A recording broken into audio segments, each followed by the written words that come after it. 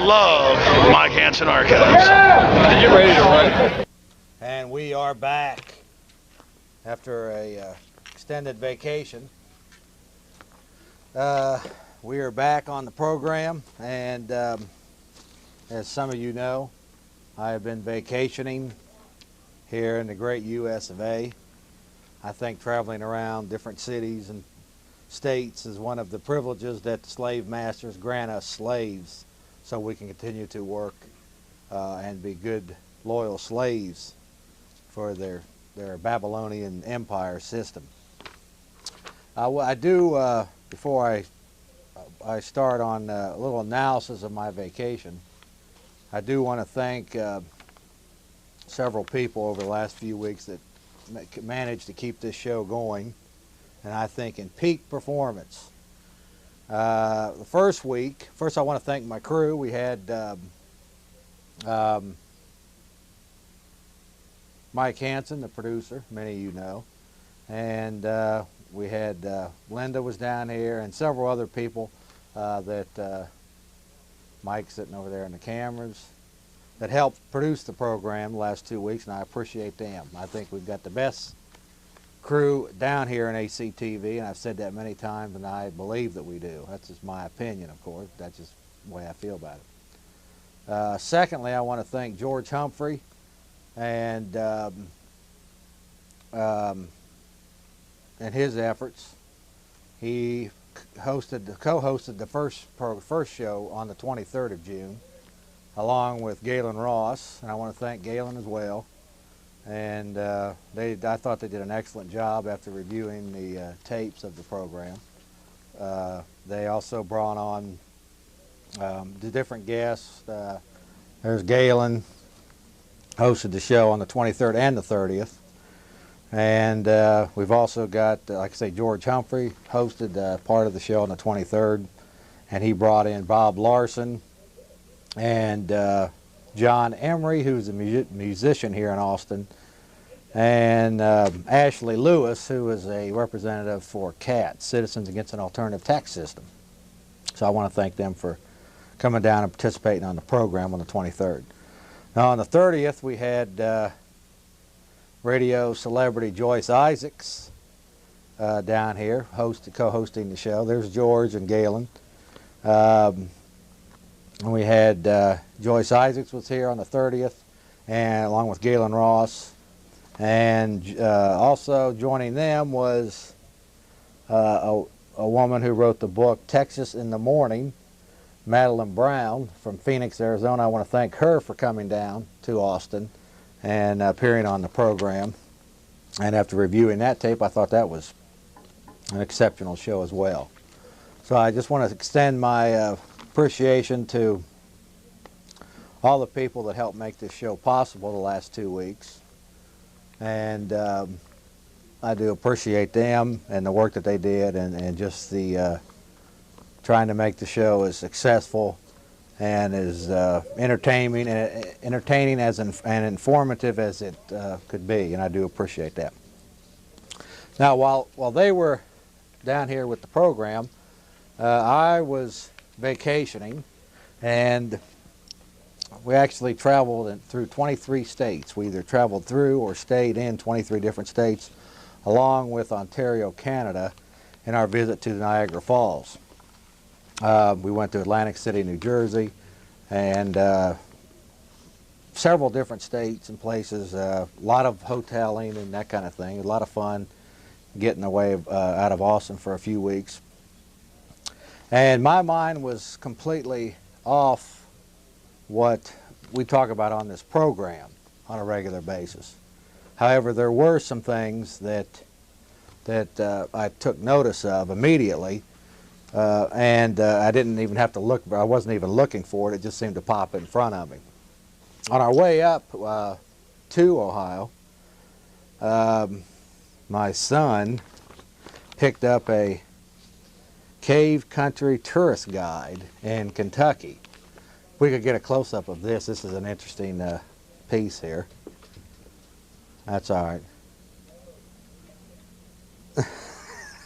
Right there, Cave Country Tourist Guide. This was in one of the rest areas in Kentucky, the state of Kentucky. Now, as we traveled through here, the gist of the story was, the gist of this particular pamphlet was an old monument that I attended when I was a young lad, and it's Mammoth Cave National Park. Now, if we can get a close-up of this, we've had a few shows on this before, but this kind of hit me. Mammoth Cave National Park, folks, is now, we can get even a little bit closer on that. That's good. That's perfect. Is now an International Biosphere Reserve, a World Heritage Site. In other words, folks, your parks are being turned over to that great organization called the United Nations. Totally unelected by you. It's a kind of a world body of which John D. Rockefeller financed $8 million to set up the UN facility in New York City. But Mammoth Cave, poor old Mammoth Cave, Alex, who's going to be on the show here in just a minute, has been hammered by the International Biosphere Reserve system, and it says right here that in 1994, Mammoth Cave National Park, or now known as an International Biosphere Reserve, was designated a World Heritage Site by UNESCO, which is a UN environmental type organization. At which time UNESCO designated Mammoth Cave National Park as an International Biosphere Reserve. So that hit me, caught me kind of off guard there, not looking for it on my vacation home. Also, we, in our travels through Akron, Ohio, and different places, we did see some of the same types of towers being set up along the federal highways, the federal funded highways that you see down here in Austin and Houston and some of these other places. So I think it's kind of ironic that they're all setting up the same type of highway systems with surveillance and camera systems all over the place. And we're going to be getting to that here in a little bit as well with some video that we've got. And one of the final things that caught me on my vacation was a friend of mine, an old friend of mine that goes back almost 20 years. Recently had his 40-year-old brother pass away. And he was, I didn't really know what it was. In December, his brother passed away. And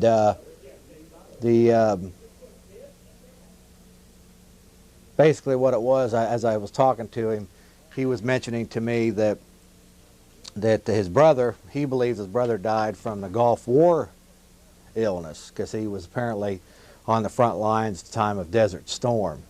And of course, if you're familiar with any of Joyce Riley's findings and some of the things she's talking about,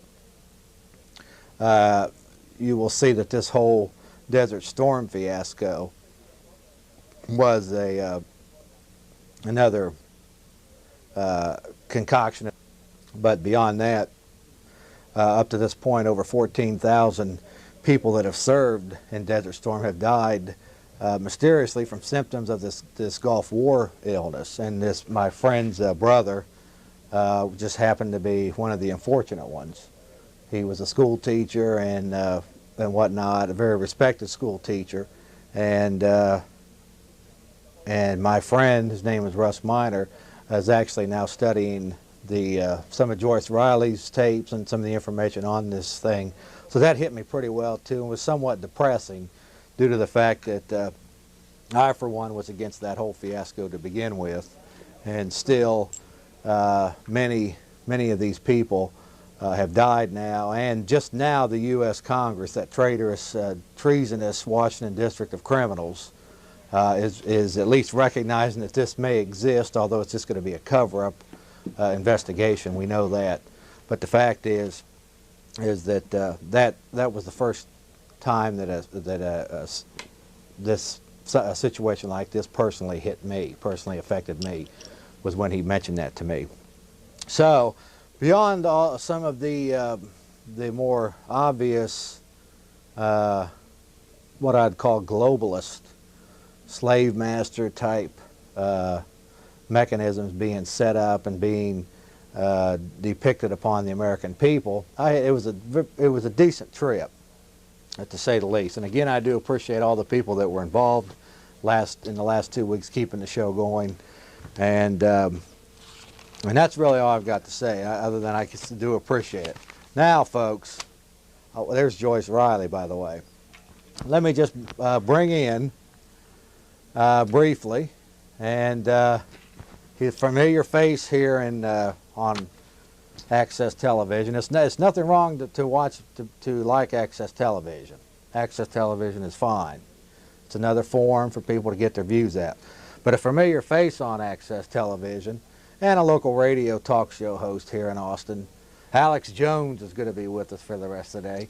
And I appreciate that. I appreciate you coming down on the program. Oh, you bet. Well, it was fun going out with your producer yesterday and going and talking to the police with video cameras, but just in a nice way at 7-Elevens and at the police station. And none of them wanted to talk because we're supposed to go right to the head bureaucrats and talk, because they pretty much told us we work for the city.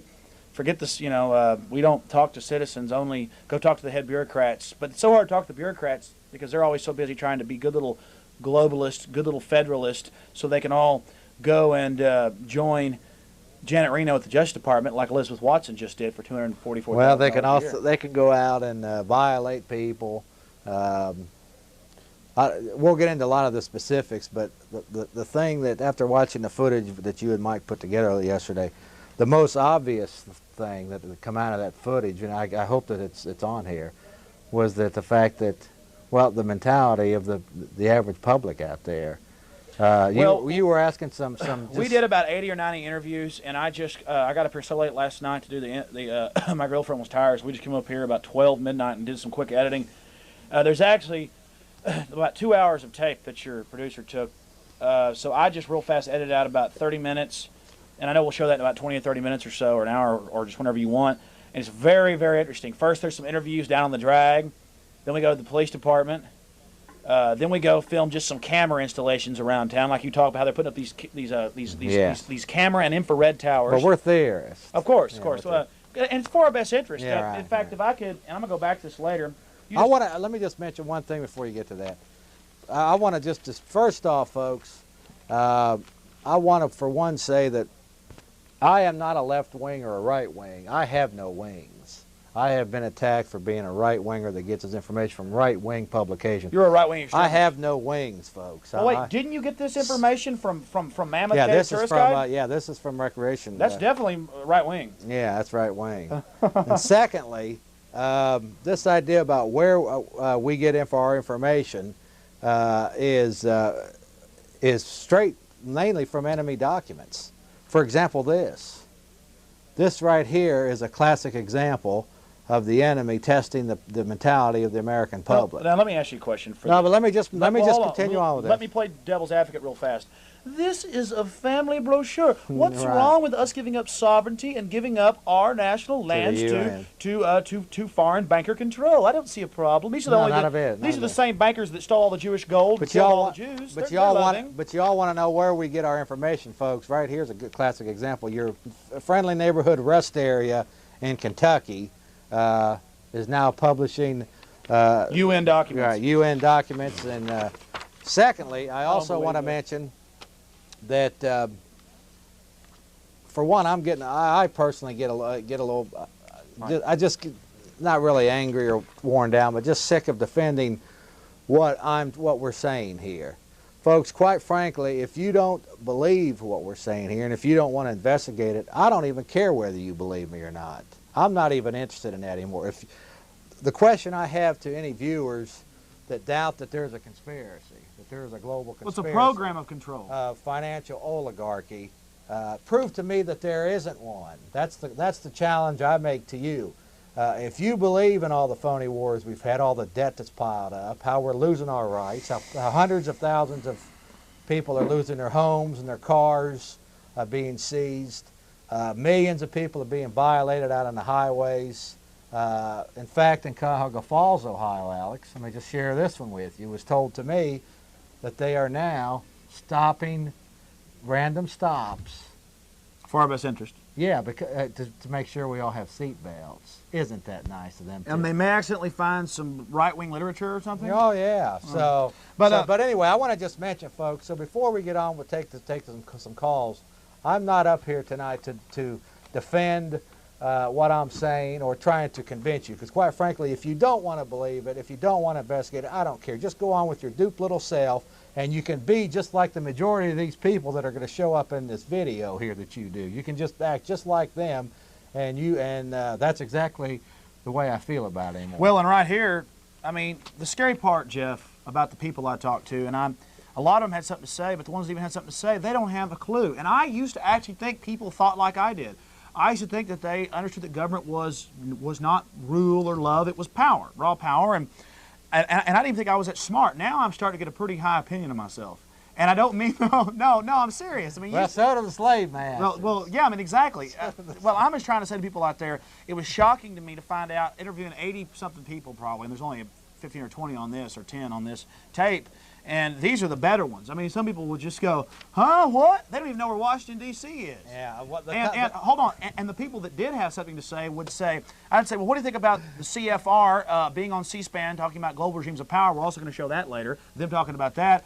They would look at me and talk about the future of our CIA. Get this. Now, last night we were talking, and that shocked you. I mean, you already knew it, but it's even more shocking that they're out in the open now. Yeah, that doesn't shock me. It's a soft soak. Well, it's a soft soak, but yeah. But even the soft soak is them openly deciding, well, how are we going to run the CIA? And who elected them to run the CIA? Well, they're a little bit more. But let me just mention to you, Alex, that some of the people that I saw in this video. No, really, we shouldn't have gone out and got this video just to make fun of them. Of course, let's face it, that's kind of uncouth.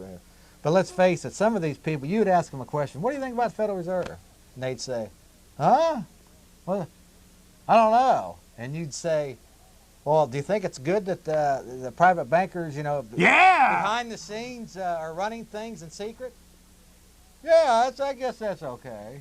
They actually said, and then this one guy, this one UT professor, now we shouldn't be this one UT professor, because I talked to him a while, he finally just goes, you're a boob. Yeah. He started getting affected and going, rubbing his beard, and having that effect like, I'm smart, I don't have anything to say, but And oh, and by the way, he came over to us. He heard us talking to college kids and having a great time, and people were enjoying the discussions. And he had to come over and think he was going to lord over us, and we just laughed at him. But listen, let me point I want to say something here. Cave. Country. This is right-wing literature. Yeah. This is right-wing. We're, in fact, what about that A&E story that's coming out saying we're all a bunch of right-wing conspiracy theorists? Right-wing. Cave Country Tourist Guide. Now, about a month ago, I was on my show talking about this, and I also say this on the radio and everywhere else. People sit there and tell me that the UN hasn't been given any of these sites. Well, the Osprey Statesman said in the sports page that Bobby Unser got a $5,000 fine and. Yeah, we'll talk about that in a second. And Bobby Unser was arrested for driving his snowmobile in a blizzard, couldn't see, about a couple miles into one of these biospheres. They arrested him. He barely made it out in 2 days with frostbite and things. They grabbed him, arrested him, and fined him $5,000 for entering the UN biosphere. The environmentalism has zero at the top level to do with the environment. It has everything to do with taking private property. Let me just briefly go into. Well, read this again. Well, let me just briefly go into what Mammoth Cave National Park, International Biosphere Reserve, World Heritage Site. Let's get another close-up of this. Now, while we're doing this, Alex, at least I can. I'm going to give it just a brief history of the great United Nations as we know it. How loving they are. First off, all the Jewish gold they have from killing Jews. The UN Security Council initially was the responsible for creating. They passed a UN resolution to basically get us in the Korean War. They're a bunch of Nazis. They're a bunch of Nazis. Okay, that's when Alger Hiss and several of the Army generals weren't allowed to go on and attack some of the areas in Korea. Okay, they also were responsible for getting us into the Vietnam War. This is the UN Security Council. That great elite, that great organization. That helps us. Yeah, the Vietnam War. Well, they have been responsible. Talk about the Gulf War syndrome. They have been responsible for starving hundreds of thousands of men, women, and children in Iraq through economic sanctions. They are also doing it, starving people in Cuba for economic sanctions. They have called for global gun control. Disarm the slaves. Right, global abortion on demand, which is part of the the slave masters population control. We have program. to have it though. You have to have it. Too many useless feeders on the planet. Now remember, folks. Wait, there is no right and wrong. You just aren't balancing things. Maybe Hitler was right. They think. We're talking about this great United Nations that, like I mentioned, that John D. Rockefeller donated $8 million to fund the initial UN building in New York City. You know, Mr. Rockefeller, the great Mr. Rockefeller.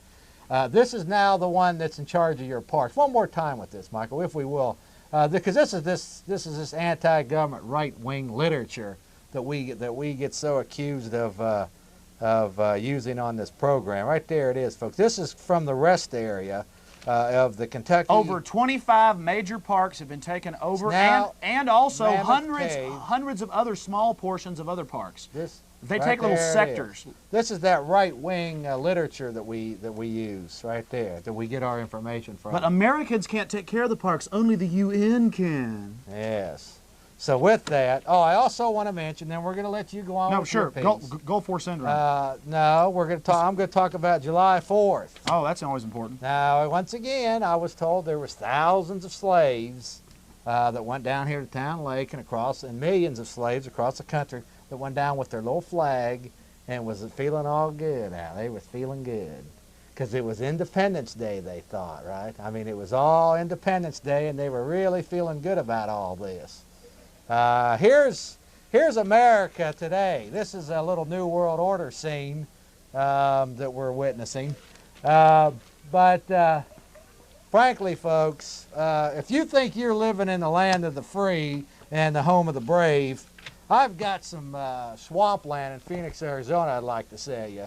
And I think you've got some swamplands or something that you'd like to sell. No, it's a golden magical bridge. Magical bridge. But they can't see it, but it's there, I promise. Yeah, I mean, if you look... you know why it's there? Because it loves the children. Let's briefly analyze how free we are. Loves the children. 52% of our confetti money goes to pay the corporate governments.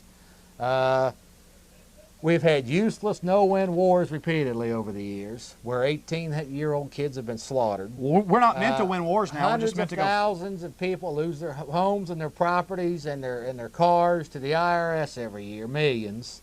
Millions more lose their properties to property tax across the country. We have millions of people violated out into the streets. We've got for speeding and parking and all of this, this stuff's going to take good care of. Make sure we wear our seat belt and all of this. But are the crack sellers off the street right up here on East 11th? Yeah. No, they're not off the street. We have surveillance cameras going up. We have surveillance equipment everywhere, judging us. And we'll show film of that later. We'll show some film of that right here in Austin. Quite frankly, folks, you have become. This great nation has been conquered. We are now in modern Babylon, and have become. Now it's no longer the home of the free. But tell them who's conquered it. Tell them who's conquered it. Now it's the home of the home of the sheep, and the land of the slaves. So the next July 4th, when you go up with your little, take your little flag out there. Jeff, you need to tell them who the masters are. You need Slave master. That's the financial oligarchy. The Federal Reserve Bank and all of these folks. The World Bank, the ones that... Chairman Wolfson. The ones that created the United Nations. Whose father was a Nazi. Right. And all of these good people that are going to take good care of you. But they love the children, Jeff. They love the children. I'm sick of you attacking these loving people. They love the children. They make excuses for the big machinery of government. We need them. They destroy entire third world countries. We need them. With that, Alex, I wanted to just mention July 4th, because it is officially now the land of the sheep and the home of the slaves. You got it. Okay.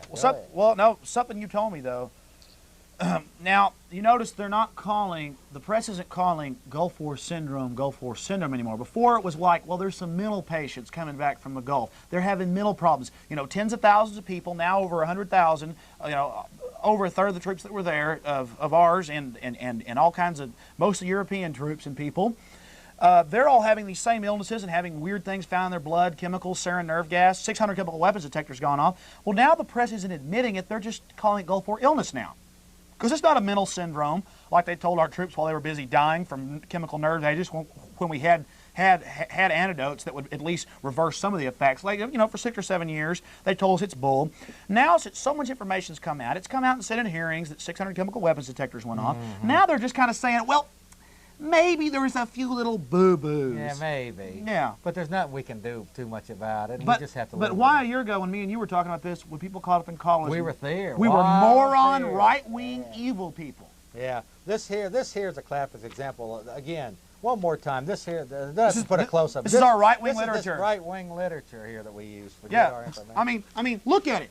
I have to read this again, and I've seen these all over the country. Right, I mean, right here it's got all your little advertisements on the back here. It says, "You're always welcome at Mammoth Cave Hotel, Mammoth Cave National Park, International Biosphere Reserve, a World Heritage Site, longest cave system in the world, over 340 miles, and it now now belongs to the why bankers." do you? But that's okay. Well, this cave. The UN's okay. And besides, what's wrong with that? caves Mr. are Jones? vital in case we're ever. What's wrong with that, Mr. Extremist? Well, well, we need it. It's for the children. Yes. Well, I want people to understand who's behind the UN. Tell them who's behind the UN, Jeff. Go ahead, you do that. Well, I've been talking enough. Well, we'll shift that camera there a little bit. I don't know if y'all can see that. Come on, we don't get I involved in shifting cameras. I understand. Just talk. I understand. Right here it says, "You are always welcome at Mammoth Cave." And this should just, everybody should see this for themselves. And if you look here, We shifted the camera. well, I was saying, I want to get a close-up of this, because, I mean, we've already done it 3 times, but this is cave Pretty country. powerful Yeah, stuff. this is isn't it? cave That's that country. right-wing literature. Something that's key, though, is that underground cave systems, a lot of them out west have been taken over by the military and the government, and they make big expanses out of them, because if there's ever a biological, chemical, or nuclear attack on this country, these will be vital. Well, guess who will control them? It'll be UN troops. And there's over 40,000 UN troops at any average time here in the U.S. God, you're really way out. Yeah, there, Mammoth Mr. Cave, Jones. controlled by the UN now, folks.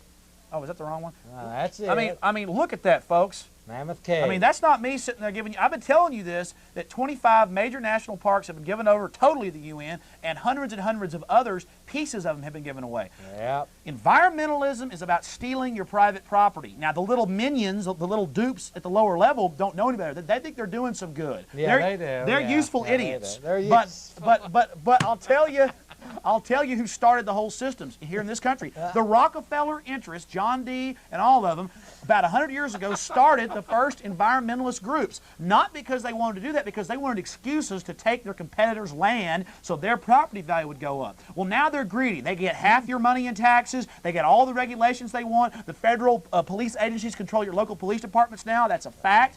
Everybody's paying homage. We're being ushered into a police state. But don't worry. You're a theorist.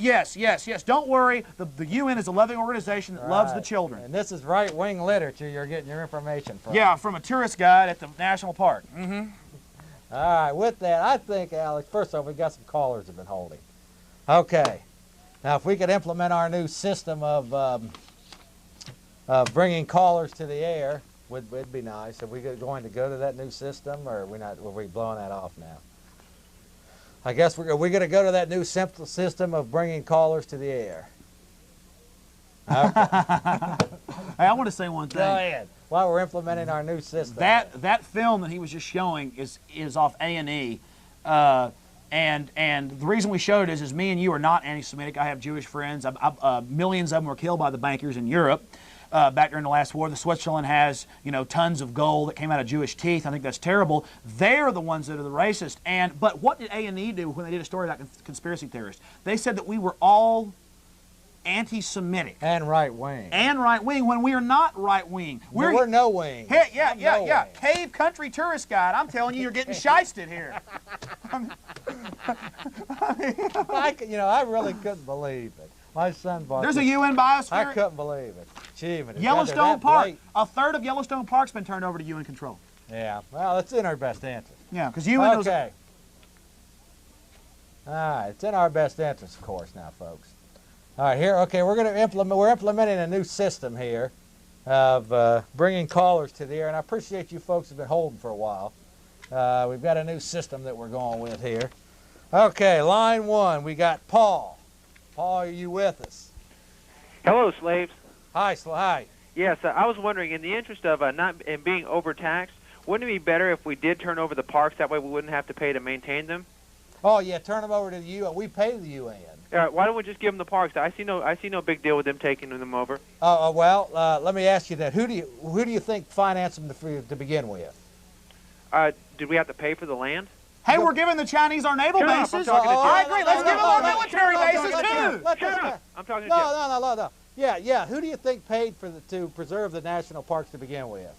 Did we? The slaves, American okay. taxpayers. Okay. There was promised to us if we pay the taxes, one of the things that they'll pay off the national parks and preserve this land for the slaves to go and have recreation. Right. Okay. Well, yes, I have a problem after the slaves pay for it to turn it over to an unelected body called the United Nations that are totally elected by us. That are a fist of the international. Yes, banks. I have a problem with that. They're a fist, sir. So you don't want to give them the parks? No, I don't want to give an unelected body the parks that I paid for. It's a foreign body, sir. What's the difference between giving the parks to the UN and just or letting this evil so-called government keep them? If they're both as bad as you say, what does it matter let who me has answer them? that. I will If answer we that. give them to the New World Order or whatever, at least we won't have to pay to maintain them or anything like that anymore. Well, first off, we do pay the UN. In fact, where do we pay the UN? We pay dues. Right now Over $2 billion a year. Well, let me just answer the question. To answer your question specifically, I don't believe that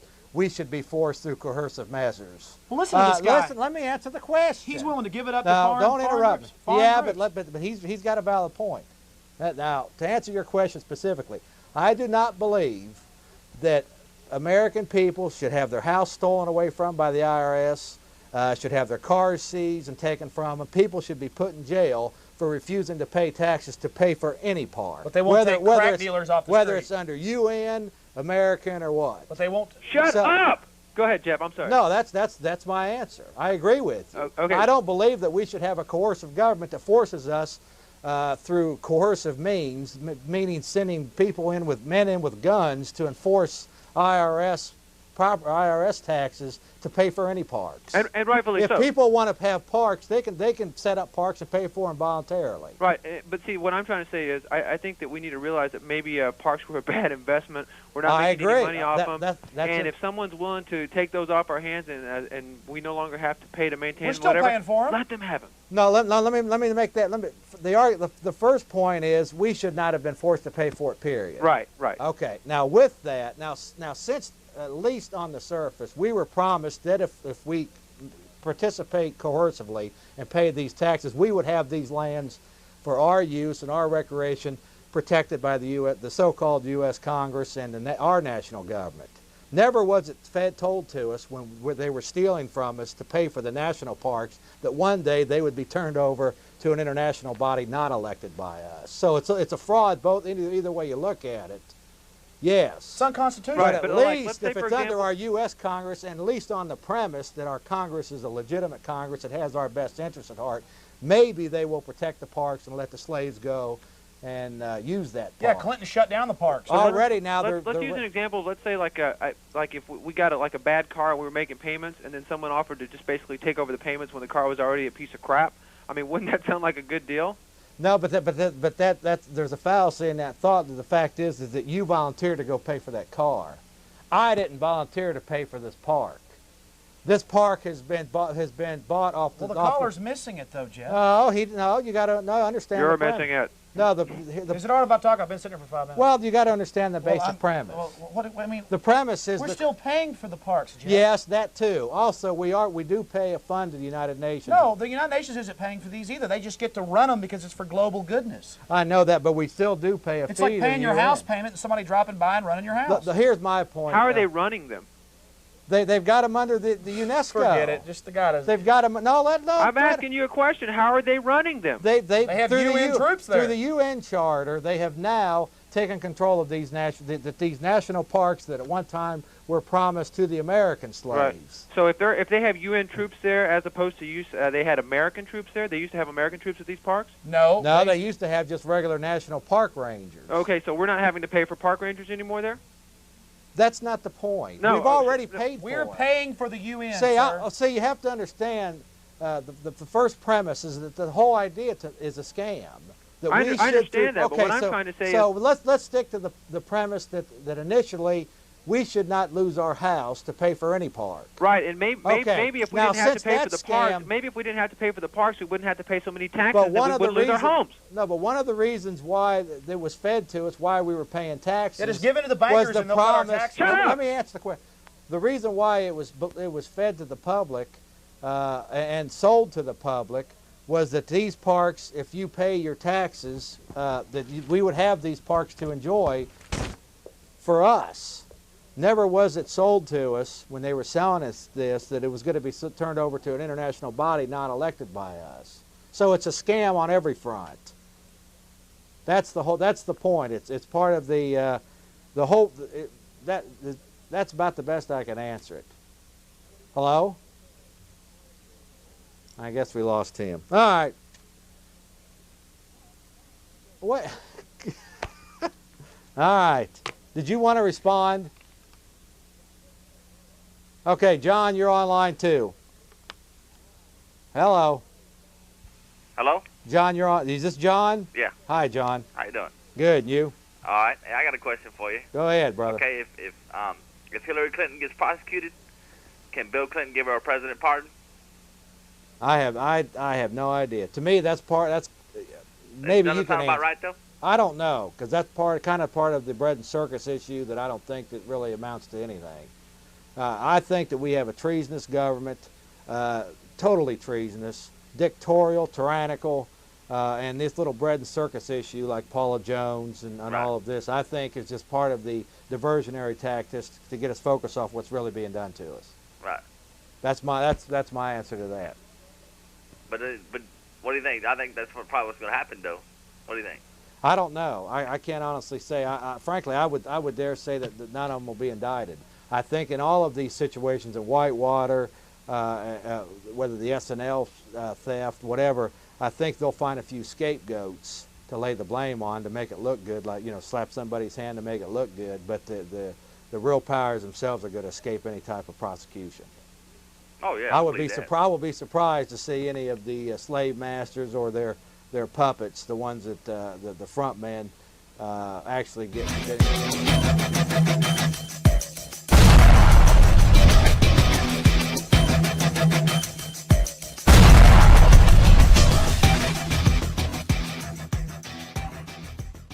I can't wait, Alex, until your great-great-grandchildren see how good you were back in the day, in the 1990s. And also, we also have if you look below here, we have a nonprofit organization called Gonzales Association of Patriots. And of course, 100% of that goes to helping elderly people here. We put up 112 people during the freeze, February of 2021.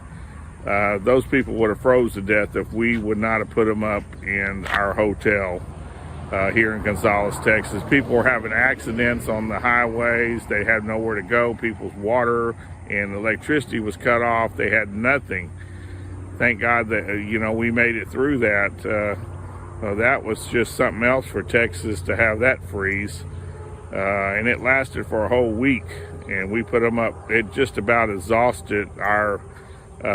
It did exhaust our donations for our nonprofit. So if you look below, and I want to thank the mayor of Gonzales, Texas. If you ever get a chance to, she bought all that food that back in February for all those people out of her own pocket, and then the news had tried to criticize it for her.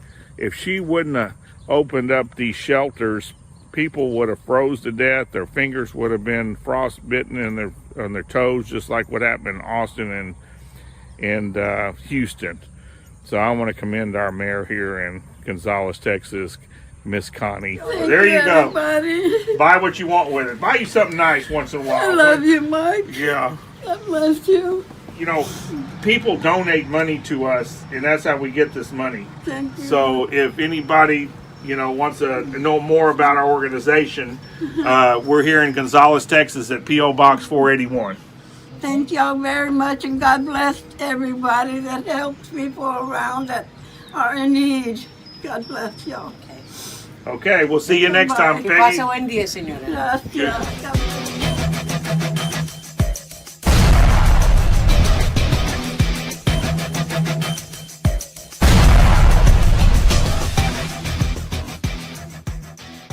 That's my opinion.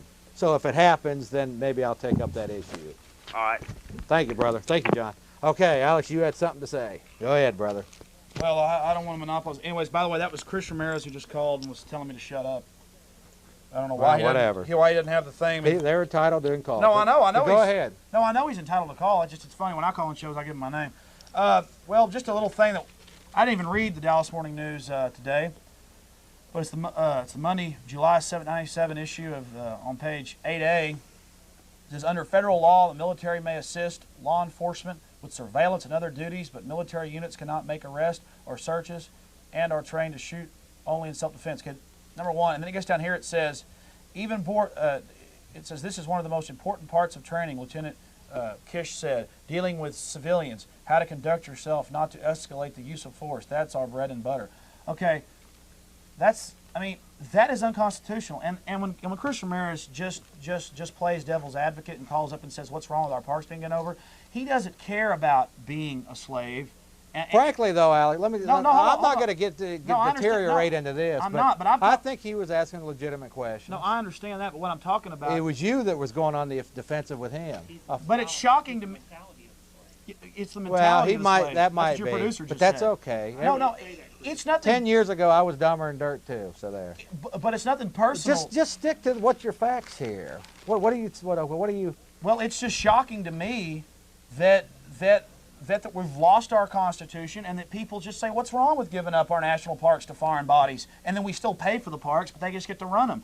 I mean, we're losing our sovereignty. It's pretty much gone, and people don't even care. That's why I get so excited, and it's so shocking to me. I'm trying to wake people up, and people just, I guess we're just ready to pay an 80-something% tax rate. I don't know. Well, go on, brother. Well, it's just, people out there, this is the crux of the thing. If you want to talk about the mentality, people feel like they're part of the establishment. If they drive a nice vehicle. Sure, but we all have that. Well, but that's what I'm saying. But they feel like people don't realize they think middle class is rich, and they never really make the next conscious jump to the next level and understand that people are making massive decisions about our everyday lives that are not in our best interest. And and then we feel like, well, I'm not going to oppose the establishment because A, I'm a weakling, or A, I have bad have a nice car. Yeah, well, or I have bad self-confidence, or I just don't think I can do any good, or this is just the way it's always been. And so, me personally, and then people will say, well, what's your solution? I'm not like the government. I don't give people these little namby-pamby, vote for more government, that's a solution. And then people say, well, the government's messed things up. I'm tired of paying for them. Let's just give it away. Well, you don't throw more money at a problem. Capital Metro is absolutely, totally, 100% corrupt, out of control, gets $45 million more a year than our police department does. Okay, but you can barely get a police car out if your car gets stolen. But don't worry, they'll pull you over and give you a ticket. And what I'm saying about that, no, seriously, what I'm saying about this whole thing, and what is the most, Jeff's over here laughing. Go ahead. You're fired up for being gone for 2 weeks. It's all right. We're just having fun down here. Yeah, and the scariest part about the whole thing is that people really think it's not going to affect them. They don't understand that more and more the tax base is very progressive. It is taking and destroying the country. We're in the middle of the slowest recovery ever, but people just think that it doesn't matter because they've been taught and spoon-fed this. And so people shouldn't be threatened by me or anybody else that's saying, think for yourselves. They ought to be threatened by a government and an educational system. That's the point I was trying to make, was that they have used coercive means to do all of their shenanigans. And that's the one thing that it's not you or me that's going out stealing their property, or giving them tickets, or putting surveillance cameras up. They're sending their young 18-year-old kids to go fight in these. We're going to show that, by the way, later. The point is, cameras we filmed here. The point is, folks, I can guarantee you through all the investigation that I've done, that the enemy of the American people lurks in Washington, D.C. and in New York City, specifically the banking house of New York City. And there's just no other conclusion to draw from it. And anybody that hasn't studied, that hasn't, doesn't, and quite frankly, I'm to the point where I don't even care if people don't believe me. Well, why do some people... They want to just sit around and end up like the majority of these people that you did these interviews with yesterday. Well, that's okay by me. Jeff, why do some people, though, and I noticed this all through what I've read about human history and checked out, people will get really violently opposed. They will get violently opposed to anybody that simply will point out the problem. Sure. You know why? It attacks the comfort zone, Alex. I mean, they're sitting around their nice little cars and their little houses. Anybody explains to them how America's been conquered, been taken over by foreign interests, how we're losing our sovereignty, we're losing our rights. They just... they think whenever... for many people, that's just too much. Yeah, they just don't want it. It attacks their comfort zone. Well, I can just make one point. Go ahead. What they do is then when you attack foreign interests, which are multi-trillion-dollar each banking house, the world's 8th biggest banks. We're not talking about little foreigners that come over here to work. See, if you attack foreign interests, America's been so dumbed down they think you're being a racist or something.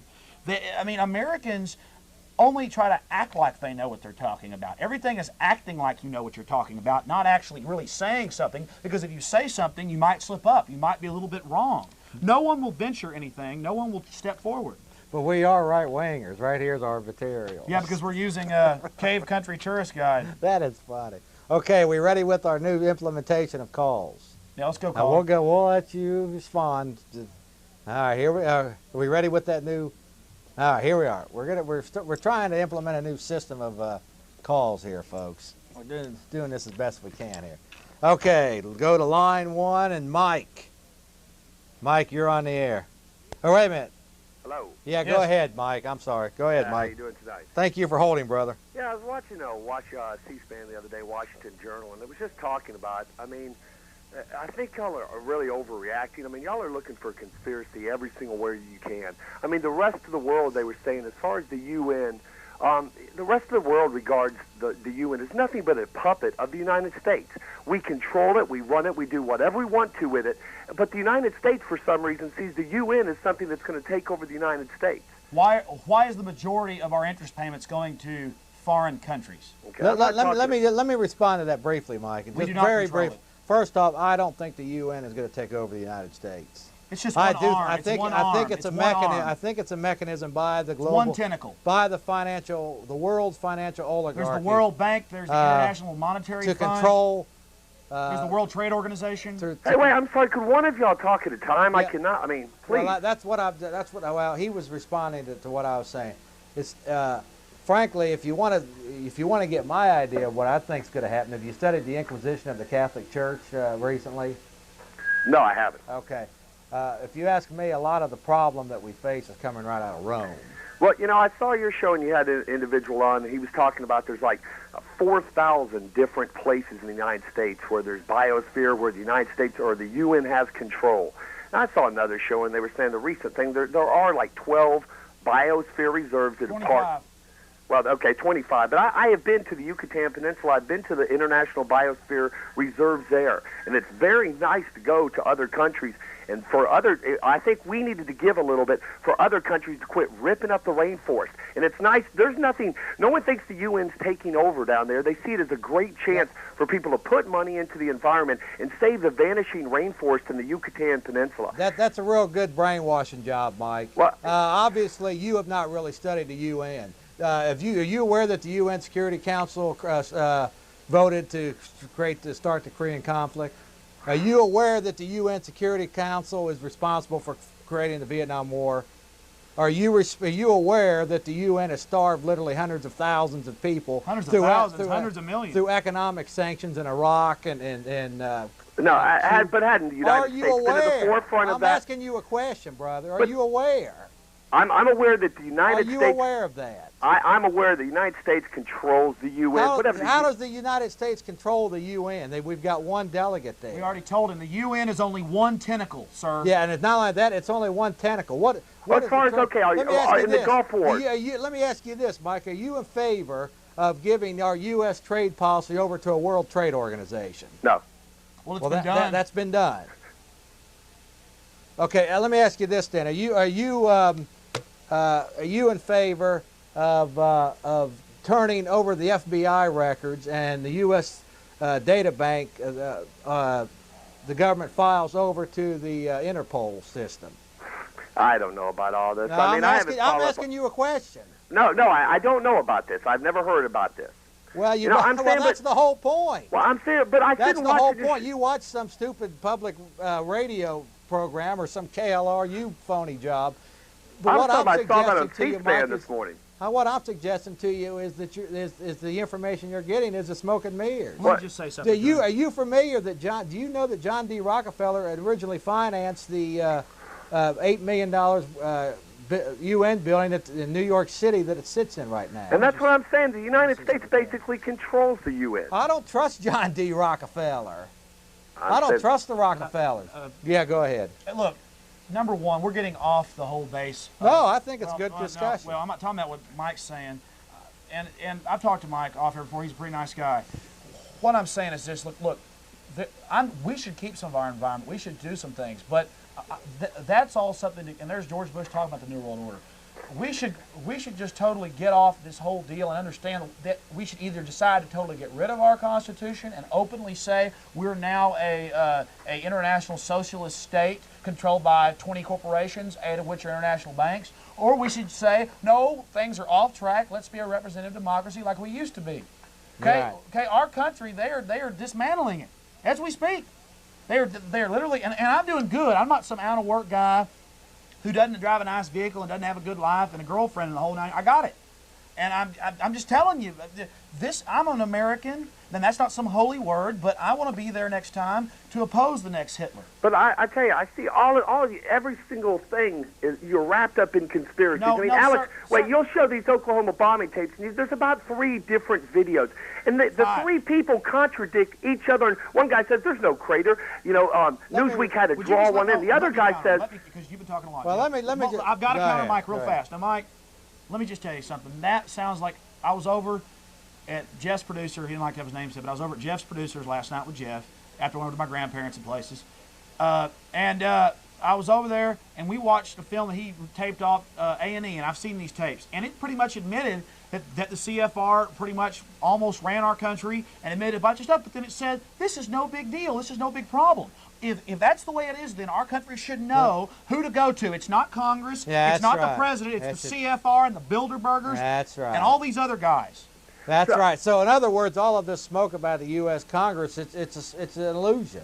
I mean, if we want to just give our U.S. sovereignty over to the World Bank, the World Trade Organization, the UN, I'm saying, okay. Well, what can we do? Let's just come out with it and say, okay, that's what we're going to do. What can we do, Jeff? Because Alex voted for Bob Dole in the last election. Well, that was his solution. That's his. That's his. No. What should we do? And say, you have a good night. Thank you very much. That's his mistake. Let me talk about that.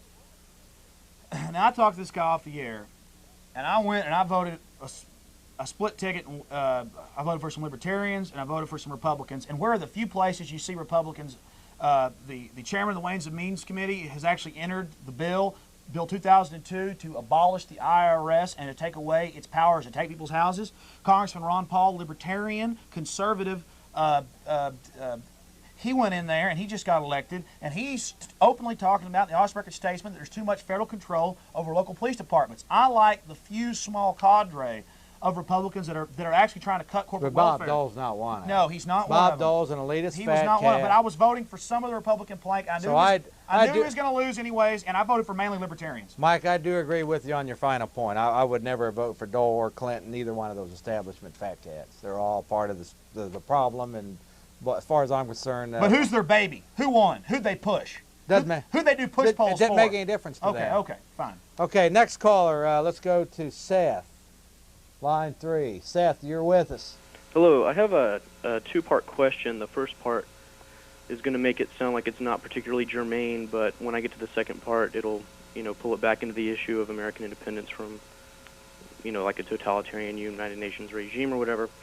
And the first part concerns something that I've been following for about a year, and yesterday in Mexico, I don't know if you're familiar with this yet, the PRI, the ruling party, lost an election for the Mexico City mayoral seat to the PRD. Yes, it's a smokescreen though for people. And for people. Let him go on. Sure. What do you think that the PRD and the PAN, recent coming to fruition in the Mexican elections, what effect do you think that's going to have on the PRI as the ruling party, and also in relations with the uprisings in Chiapas with the Zapatistas? And do you think that in America we could ever, like, hope for a glorious revolution like that the Zapatistas are, forwarding in Chiapas with a class war against capitalists and other sorts of, fascist totalitarians that try to ruin people's lives? Sure. Caller, what's your... the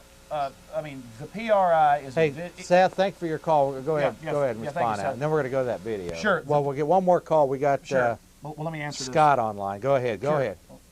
No, go ahead and respond. I'm going to butcher you on the radio. Well, you go ahead. I said respond. I know. Well, you're going to let me talk. I'm the FM radio host here. I'm going to be nice to you when you come on. All right. And again, we don't get orders from headquarters. That's why me and Jeff argue and debate. We're actual real human beings that have minds. Okay. Now, something I want to say to people out there is the PRI has been a bloodthirsty institution. The party of institutionalized revolution in Mexico has been anything but that. Mexico has the most billionaires per capita for any country in the world, and has produced the most billionaires, but it has also the biggest poor group in the world, except for maybe India. Okay, and I mean per capita, not actual population. We know India has over 900 million people, and we know that Mexico has a lot less than that. What is it? 75 million last time I heard. So that's something to think about. Now, the PRI is a bloodthirsty group. I believe this is all a smokescreen. They've got other people elected and controlled them as puppets. They've killed anybody that's gotten in their way. They're slaves, U.S. corporations. Let me just chime in briefly. Chase Manhattan and Citibank are going in there. They also have a central bank, and the World Bank has set up high interest rate loans. You got it, and they're loving UN biospheres all over the place. Okay. You notice that they don't have these UN biospheres in Europe. So something I want to say to the caller is, yes, the PRI is just incredibly evil. They deal in total guile and corruption. Their people are lower than scum there, and I feel so sorry for the Mexican people that are generally a good, hard-working Christian people, and I just think it's terrible. So that's why I am so fervent, because you see the whole world more and more. It's like the good guys are losing and evil's taking over. And somebody said something to me out when we did these interviews, but I didn't put it on here because I believe we weren't taping then. After we entered an interview, somebody walked up and goes, "Alex Jones, I'm sick of you. Get a life, whatever. There isn't good leaders and there isn't bad leaders. There's just leaders." And I heard that same thing on this A&E video that you're seeing pieces of, little flashes up that the producer's putting on, where they said these militia people and these right-wing extremists and all these evil people, which we're not. I'm just a business person that just lives here in Austin. I'm not even part. But here's the deal. What they do is am I looking at the right camera? I am, Arna. Yes, go, Alex. You're doing fine. What you have to understand is this. There have been good leaders and they've been bad leaders. They want to tell us that there's no such thing as good and bad leaders. Hitler was a bad leader. Mao Zedong was a bad leader. Fidel Castro is a bad leader no matter what some UT professor tells you. He's killed hundreds of thousands of people, but they'll say, well, the Catholic Church is a bad church. Well, it goes on and on, okay? So that's that's fine. But people, it's this relativism. Believe me, we can all be relativists and never make a decision. Believe me, the elite's going to make decisions. So we've got to set courses. We've got to do things. They've got us inactive. They've got us like a deer in the headlights. That is what this relativism, this open-mindedness is. I'm open-minded, people. I don't even claim to be 100% right. But I've read enough of world history to know a lot of crap goes on. And I know that the film Waco Rules of Engagement that showed here in Austin, even the Augsburger Statesman had to admit it, but they said that the feds were mentally ill. No, they weren't mentally ill. They went in there, they pumped in a flammable gas by thousands of gallons, they caught the place on fire, they machine gunned the people, and Waco Rules of Engagement shows the FBI's own film doing that. Now, I'm taking a risk to tell you that, okay? And I'm not doing this for any reason, okay? I'm doing this because I care about people out there. I think you answered the request. Yeah. Okay, let's go to Actually, line 2 and Scott. I think I got it right. Scott? Hey, Scott, are you with us? Yeah, I'm here now. How you doing, my friend? Hey, I'm a Jeffersonian Republican, strict constructionist of the Constitution, and I'd like to point out to y'all, I don't know if you guys have seen this, but the Washington Post National Weekly Edition for June 30th, page 32, it's got this great article about the militarization of all the police forces. Yeah. And wait, let me read the very last paragraph to you. The SWAT teams love this stuff. It's fun to fire these weapons. It's exciting to train. They use simunition like paintballs and play warrior games. This stuff is a rush. So all these stormtroopers are out here playing and having fun like these fools that you're showing on your TV right now. And then another point I wanted to make was about that thing on A&E, the conspiracy show on A&E, and where the lady's going, oh, well, sure, yeah, the Trilateral Commission, that's where David Rockefeller and all his evil minions get around and decide, you know, what's going to happen to tens of millions of people all the time. But it's not a conspiracy. It's nothing to worry about. There's not good leaders. There's not bad leaders. They're comfortable dealing with these kind of numbers. What was funny about it was that they didn't deny that it existed, and when they also showed Bush talking about a new world order, right, and they made this point that this is what these people believe. They didn't tell us what it really meant. Right. Wasn't that funny how they just conveniently right? They only made it. This is what the right wingers think. But they didn't tell him what they didn't tell us what it meant though. But wait, I want to also say that it was very interesting that they did put on that show how the CIA was founded by the Nazis, the Galen organization, where that guy was the head of the Hitler's version of the CIA. Well, we imported a whole bunch of Nazis. The deal was we imported a bunch of Nazis to help us set up the CIA. The thing was this: the Galen organization had way infiltrated Moscow, and he knew, as well as the United States knew at the end of World War II, that the post-war world was going to be the United States versus the Soviet Union. So he went to the intelligence branches of the United States military and said, we'll tell us what you know if you let us be your CIA. Did you know that J.P. Morgan's son was the second director of the CIA? Doesn't surprise me. Yeah, I'd also like to tell you this one more thing. I was at the Auditorium Shores for the 4th of July, and I made a bunch of copies of the Declaration of Independence and former and Presidents went out Bush there and passed them around to just strangers. Trilateralism refers to the Trilateral Commission, and these people which was were looking at me like I was a lunatic, man, for trying to give them the Declaration of Independence on the 4th of July. Don't tell me about my rights! This guy looks at me and goes, the Declaration of what? I thought we got the day off work because they're shooting the fireworks in the air. Isn't that cool? You know? And I'd like to quote just one small part of the Declaration of Independence right here. Prudence indeed will dictate that governments long established should not be changed for light and transient causes. And accordingly, all experience hath shown that mankind are more disposed to suffer while evils are sufferable than to right themselves by abolishing the forms to which they are accustomed. Now, I'm an extremist, I'm a wacko, I'm a child killer, baby slayer, conspiracy theorist, anti-Semite, wacko guy, but I think Thomas Jefferson knew exactly what was up, man, and I was ashamed. I was absolutely ashamed to see the look on the faces of these people when I tried to give them the Declaration of Independence. Hey, Scott, I was some kind of idiot. They wouldn't even, they were like, what? Hey, like, Scott, there were a couple patriots there, but let me few. interrupt you just for a minute. Do you realize all those terms, those labels you use there are the enemy labels? Show my right wing stuff. stuff. Let me just mention. Let me just throw this at you. Okay. Can you imagine this? All those labels you just used, replace that with the term heretic. Are you familiar? Yeah. There you go, man. There you got it, baby. Yep. I mean, this thing could be getting set up all over again. Right, and one more short thing. The guy that was talking about the rainforest. One other thing I want to mention. Did you see this? Oh, is that the thing about the caves in the national park? Yeah, this is that right-wing literature that we... a national park brochure telling you the UN's taking it over. That right-wing literature that we get our information from. Hey, I wanted to say that the guy that was saying that the people in South America, they don't see the world government as taking them over. They see it as the United States. And look at John Rockefeller. So he founded it. He's an American. Well, John Rockefeller has no loyalty to America whatsoever. He's loyal to greed only. And I'd like to say that every nation in South America, I believe with maybe one exception, including Latin America too, I mean, they're all in debt to the International Monetary Fund. And the way they got the interest payments set up, I was watching some guy from the LaRouche organization show all the bar graphs about the debt of Argentina, for example, and how they've already paid 3 times their original debt, and they still owe more than twice that after the interest payments, which they'll never pay off. You know another reason why I think that Americans have more materialism than South Africa and Africa, or South America and Africa and some of these other nations? Because we like commercials. And we like to buy the stuff. We like to be conditioned. We like to be conditioned. We do not question commercials. I'll tell you why, because we're productive slaves. Yep. That's right. We live on a big plantation. Hey, I want to recommend Bill Hicks to both of y'all. I don't know if either of you guys ever watched Bill Hicks, man. He was a late, great Austin comedian, man. And he died in 1993. But, man, he says some great stuff. He's got some great stuff on Waco and on the L.A. riots and all that. Yeah, and I think both of y'all should dig on that. Yeah, well, something you... I agree with it. Go ahead, Alex. Yeah, something you said, though, I don't think people understand how these World Bank loans that we give the World Bank money to do this with. We give free money to international bankers because they're so sweet to go loan money to people, they tell us, like Chairman Wolfson, Austrian, son of a Nazi. All these people, there are a lot of Nazis involved in this. Our German Joint Chiefs of Staff, John Shalikashvili, is the son of a Polish death camp general, operator. But past that, he's a loving person. Bill Clinton loves the children.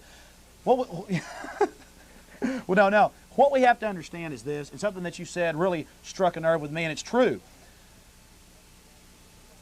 The World Bank, International Monetary Fund, all these other groups, and is this the right camera? Because the lights have not been working. That's the right camera, Alex. Well, the lights haven't been working for the last week, and it really confuses me.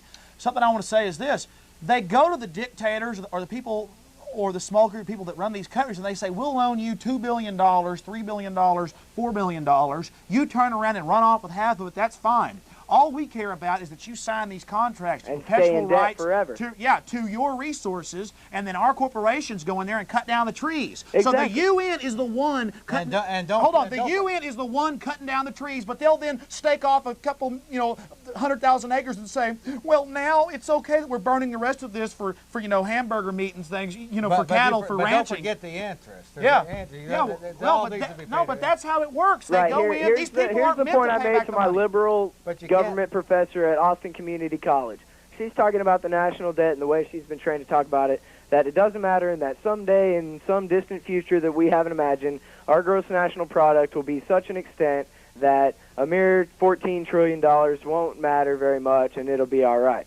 And so my point to her was, well, if I go to the bank and I want a loan for a car, they want to know what's my collateral. They want to know what kind of house and what kind of couch and stereo I got so that I'm good for my money. Well, let me ask you, what's the collateral? This is what I said to my government teacher at AC. What's the collateral on $7 trillion? Let me also mention to you, Scott. Our labor. This particular person you're talking about, obviously, it is a fiscal impossibility to ever get financially solvent as long as we have this debt usury money system. Right, and I also want to say one last thing before I've had enough time to go to the next caller, but I want to say that my TV does not go up past channel 36, and I get neither C-SPAN, and one or both of y'all had better be taping the Thompson hearings that start tomorrow in the Senate.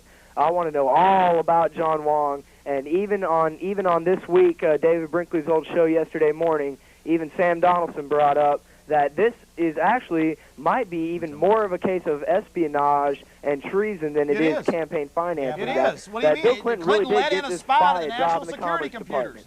Clinton let a spy into the national computer. Clinton let a spy into our national security computers 144 times now. Even the New York Times admits like it's no big deal. So that's our national super secret computers for a couple $1 million. Wong has been allowed in there 144 times, and something you said is true though. But listen, nothing's going to happen to Clinton. He could probably do whatever he wanted on the front step. On the front steps of the Capitol. This guy is their boy, their puppet. They don't care. Not only that, let me just mention to you, Alex, that it could very well be that if they crash a system like they did in '29 by pulling out $8 billion, or like they might when the computers all go then to they have a 2000. scapegoat. Then they can blame it on. Well, this whole UFO thing, that's all this whole thing. That's all something to get us off target and get obsessed with some little imaginary thing. Hello, it's Mike Hanson, your good Facebook buddy and YouTube buddy. Here's Jeff Davis, my great friend. We're not social distancing. See, we're in 2020 now. Tell me about 1995. 1995. Well, that's what we're watching right now, Jeff. You caught me off guard with that. I don't know anything about what's going on in 19. Oh, about how the technology is going to bring world peace. Give him the shade here. That's Come true. on back. Yeah, this fella and myself were in the Channel Austin TV studios in Austin, Texas, public access. About 1995, 96, 97, 98, 99. And I said to Mike Hanson, we were in the control room, and I said to him, I said, Mike, you know, I don't know anything about this internet too much of what people are talking about, but if it turns out to be anything like people are talking about, it could bring world peace and liberty. And guess what, folks? On this date, 6 June 2020, we're heading into world peace and liberty. We hope so. No, that's 100% guaranteed. Jeff Davis Show, official prediction. And as you know, Mike, Jeff Davis Show has been deadly accurate on predictions. Great callings, Orwellian police states, Fed bank fleecing. But this prediction, Jeff Davis Show prediction, is going to bring the greatest world peace and prosperity in the history of the world. That's it. Well, don't tell those protesters, because I actually told them live and let live yesterday and almost got beat up. Those protesters, those people out there at them rallies, just keep on going, baby, because we're marching our way right into a better place in this world. We hope so. Jeff Davis Show knows so just keep marching away and just keep going and going with love and peace, and before you know it, we're going to have heaven on earth, Mike. We're going to get right back That's it, baby.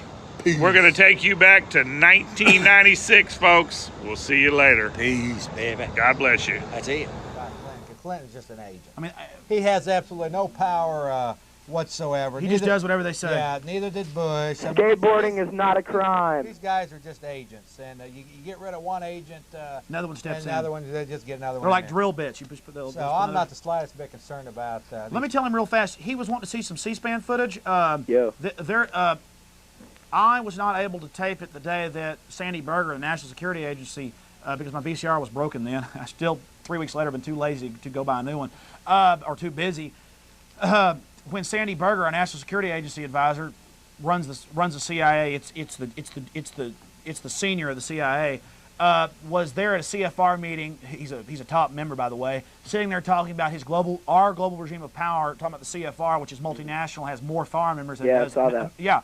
Okay. Oh, so you saw that. I didn't get a chance to tape that. Well, Jeff's producer taped another CFR meeting where they're openly talking about the future of our CIA, and all these politicians and heads of industry are going to go back and then tell people how to run things. So this is the real government meeting body. They're now out in the open on A&E. They're telling us it's no big deal. Yep. A caller said he saw that documentary and that they said it was no big deal. That's me still. Yeah, so I'm going to show some cuts that me and Jeff's producer got, just going around town, talking to cops, talking to people. Almost time. None of the Germans act like this is Germany back in 1935, want to talk about Hitler, okay? None of the Americans want to talk about that we are totally in league with China that has killed 30 million of its own people, has 20 million in slave labor camps, making tennis shoes and toys, and you name it. Little girls are in these houses of pleasure for the military, like 12 years old. Amnesty International reports on this. On and on and on, but nobody wants to talk about it. Corruption's out of control, even here in this city. Capital Metro is out of control, so what do? They throw more money at the problem. Oh, you're a corrupt institution, we'll give you more money. Now, I'm jumping back from state, local, and national because everything is corrupt. This video is very interesting. Stick through. But you do understand, Alex, that the root of all of these problems is the debt usury money system. Absolutely. The Federal Reserve is private. The Federal Reserve is private. Whether it's welfare, it's private. Defense spending, whatever, it all comes down to somebody financing something. You got it. The root and of it's all an accident. They never plan anything. Something I want to say is coincidence theory. I like the coincidence. Hold on. Now that's even more. Now we're credible. saying like people might think we're communists. I am for. Appreciate your call, Scott. Yeah, thanks. I am for a free market system, but what we've got now is not free market. No, they make us be debtors. Right. It's government-protected monopolies financed by international bankers. Yeah, I'm not talking about commerce banks. I'm not talking about commerce banks. The big banks. You want to roll this tape? The big banks. Okay, folks, let me just mention. Now, well, I had something I was going to So we're just gonna roll the tape. Yeah, we're going to go ahead and take you callers. I appreciate your waiting.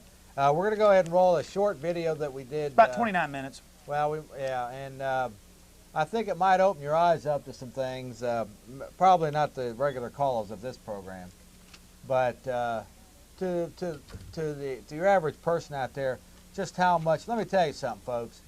If Jeff Davis and Alex Jones are wrong about a dictatorship being set up in this country, I'll be glad. I'll love it. But I'll tell you what, after you get done watching some of these interviews, it's certainly a perfect time for one, because quite frankly, the average American out there is so stupid, so dumbed down, so naive on what's going on around them. They have no conception of the Bill of Rights, what their rights are supposed to be. The police that are going out enforcing laws have no idea of rights, of what the rights are supposed to be. They just want to keep their mouth shut and excel in the system. Everybody's just following along with the system, going along They're with putting the up flow. cameras. They're putting up cameras everywhere, and, all over town. And so, like I mentioned, if there's not a dictatorship being set up, it's certainly a perfect time for Thumb scanners to buy and sell. Are we ready with the video? I'm ready for a break. Well, can we rewind it first? Okay, let's go ahead and take a... We're rewinding it. Let's go ahead and take another call then. Hello, caller, on there. Hello, caller. Thank you for holding with us, my friend. Hello. Hello. Hi. Hello. Hey, I'm having a hard time here, and I got the TV going. Okay, we got on the air. We have, this is Paul. Hap. No, this is Hap. Hi, Hap. Hey, how y'all doing? Good. Y'all are quite a pair. You get some real interesting views. Your last caller had he hit a whole lot of topics there's a whole lot of information out there about. A lot of people I know that you see or talk to around the net. Some searches that are out there really would help you out. There's one thing that I don't hear y'all talking about too much, that it's a change in policy the way law enforcement and the military interact. I talked about it right here. Today's Dallas Morning News, just openly, under federal law, the military may assist law enforcement. Right. That is unconstitutional. But it doesn't matter if the Supreme Court rules it. This is what I got to say. Let me just read this, and I want to have Hap here respond. Sure. Under federal law, the military may assist law enforcement with surveillance and other duties. That's correct. Okay, and I am I'm aware that many of the, with the base closures that are going on, which was planned back in the 60s, by the way, but they're turning many of the pieces of military equipment over to the local police departments. And right, that generation of equipment is, sorry to cut you off, but that generation of equipment is usually not the real high-speed, really sexy stuff. Yeah, but an armored personnel carrier is tough compared to your VW van. Right. Well, do you have a point, Hap? Right. What I'm getting at is the interaction between the military and the surveillance personnel, and the stepping into the gray area of posse comitatus, and the difference between Title 10 soldiers and Title 32 personnel. Okay, why don't you explain that? There's real quick. Title 10 is all reserve Marines, all active duty soldiers, sailors, Marines, airmen, etc. Then there's Guard, the National Guard, which is Title 32. Under posse comitatus, Title 32 people can assist within close proximity of law enforcement in the execution of surveillance duties. The counter-drug stuff really cranked up in '87, and this is a really bad thing. I have a number of very close friends of mine who are involved in this, and it's happening in this town right now. And I know. This is something to be really disturbed about. All this other stuff you're talking about,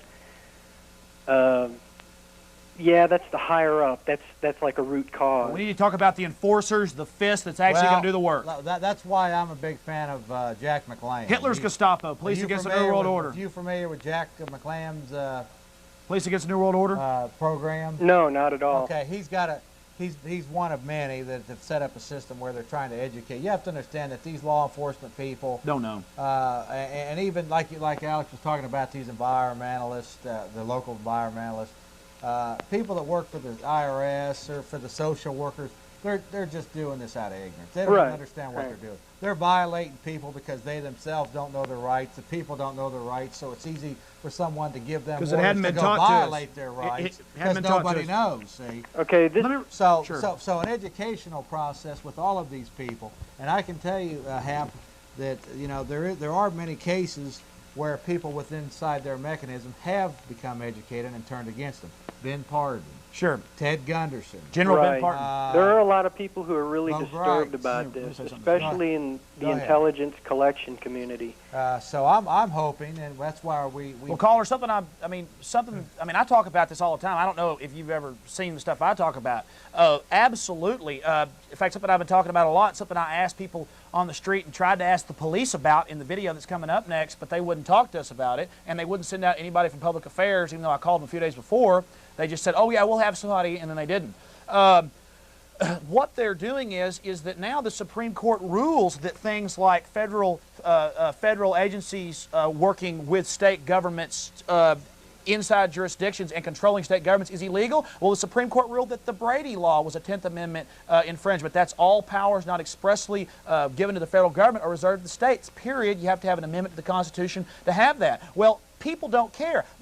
The states just ignore the Supreme Court because I don't trust the Supreme Court either. I know because they know where the power comes from, and the power comes from the federal thug of international banking. So absolutely, the federal control apparatus is controlling your local police departments right now as we speak. More and more, our police chief, because she was a good little girl, Elizabeth Watson, she's gone to join the thugs in Washington. Her minions are now in control here. The system's going forward, and that's how Hitler controlled Germany.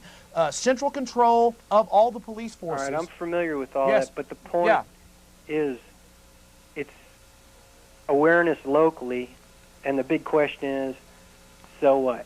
Well, what are you going to do? Well, there are things you can do. People want to hear it from their newscaster, and I know. And the newscasters aren't going to talk about it. There are things you can do. Right. There was a paper. There's nothing wrong with fighting these issues on a local basis. Sure. For example, anytime there's a huge amount of debt being. I'm against it. Whether it be school bonds, they passed a $369 million. And all that money goes back to Boston and New York. It all comes back. They build big buildings that fall apart. Whether it be school bonds, power plants. Yeah. The more schools we get, the more textbooks we get, the dumber our kids get. Right. Because all the teachers want to shut them. And the more debt we're in. And the more Ritalin and the more Prozac, they're fixing to put the kids on Prozac. You're getting on a lot of different areas. Well, what my whole point is that we're in a police state. You're getting real close. Okay. In 1990, a paper was written that described the parameters of operation between Title 32, Title 10, law enforcement, whether federal, state, local, etc.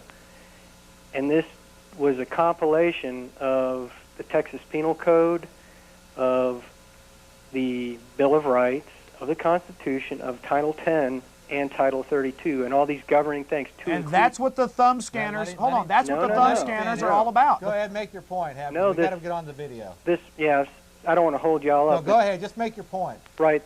The point is the paper described in specific detail what the parameters of operation need to be when it comes to collection of information on U.S. citizens by law enforcement, assisted by military personnel.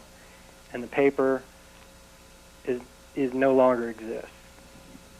And I know it was written because I was one of the co-authors. You're a right-wing extremist, and you don't love the children. That's all they got to say to you. No, not exactly. That's all they got to say I'm to a you. former intelligence officer. No, I believe you, but that's all they say to people Well, let me ask you a question. Are you familiar with the FBI NCIC 2000 program? The collection portion of that program. That's what the thumb scanners are all about. Our state government has a federal thumb scanning system. Let me ask him a question. Okay, are you familiar with the movement towards all the driver's law? All 50 states are moving towards a driver's license with a smart card. Correct. With a correct system of. These are control measures. You're right. All right, I understand. But really, Hap, really though. Say, do you now? This is where the heart of all of this comes. This is the tremendous propaganda machine that someone like Alex and I are up against. If you watch your news segment last on this, 2 nights ago, this is in our best interest. It's wonderful. But they won't control the criminals. It's for the crime. They're thumb scanning us like common criminals. We're not criminals. Right. They will not control crime, Right. but at the same time, they want to treat us like criminals because we're good little productive, hard-working slaves. Well, they I want our private understand your property. They want point, everything. But it still comes down to a question that the intelligence community, we all used to ask ourselves, so what? What does it mean? What are you going to do? Why do you need to take action or not? Well, when somebody comes and takes your private property, fight back. Fight back when a thug comes. That's a little bit too late, isn't it? Because the people in the intelligence community are expendable. Useful idiots. That's right. Yeah. That's your answer right there. Everybody's expendable in this house of cards. Right. This whole damn world right now. You're not part of the establishment. This whole damn world right now is a lie. You're not part of the establishment. Well, not Unless anymore, you no. own stock in the Federal Reserve Bank or a World Bank. Right. Yeah, if you're worth you're expendable. $100 billion, you know, yeah. And even some of them are expendable. Oh yeah. So the fact is, in this house of cards that we live in, this modern Babylon, anybody in the intelligence community, any local law enforcement, anybody that whatever realm of thought process that you've swallowed or believe in or working for, you're expendable in this thing. And something that this does, and then I'm sure we'll go to the video. Appreciate your call, yeah, Matt. Yeah. Thanks, you guys. Thanks for your time. You said a lot. But where this always goes is what Jeff's saying is true. Even these billionaires are expendable because as this corrupt system continues, the consolidation of wealth will continue, and then you'll have one rich elitist turn on another rich elitist, and then it'll consolidate more and more and more, and finally you'll end up with pretty much an empire with an emperor. This happens all through human history. It happened just at the turn of the century here in this world that we're living in. And then what happens, all you've got is the king or the few corporate rulers and their military that controls everything, or their peace-love people. It'll be called Peace-Love Global for the children, but it'll be a military thug group. And it'll be in our best interest. Then those rulers will be taken over by the military, and then you'll have successive bloody death coups worldwide. That's how the human system works. So you better think about that out there. This is the way human systems work. Read history, get it together. Is that true, Jeff? It's always in our best interest. It's in our best interest. Yeah, they're masters of that in our best interest. Well, people are a bunch of sheep now. You know the thing that they prostitute the most is the kids. Man, they prostitute everything is for the kids. children. But everything's for the kids. But our kids. kids are going to have an 82% federal tax rate in 19 years. But they'll be good hands. Good hands. Okay. Hey. Are we going to play that video? We're going to go ahead and try one more call here. Then we're going to get to the video. This video is really good. Okay. Caller, you're on the air, my friend. Caller? Hello. Thank you for holding, by the way. Yeah, we appreciate the callers. Hi. How you doing, caller? Hello. Well, I guess they're off. Let's go to the next call. That's all right. Let's just go to the video, because this video is me all over town with Jeff Davis's producer, just talking to the police, going and filming just one site of cameras. They put up about 20 different sites. And people, even people that seem to care, don't know what's going on. Well, just watch it. I think it's kind of interesting. It's self-explanatory. Okay, your callers are on the air. If you want to just stay on the line, we'll get to you when we get back. We are going to take some more calls when we get back. Alex Jones. Yeah. See you back, babe. You bet. We'll be back. See, we're not slaves. We argue. That's because we're real human beings. It's okay to argue. Don't be afraid. We're not going to hurt you. Oh, man. We're not good little sheep. We don't run all together and bad in one unison. All right. Good job. Good job.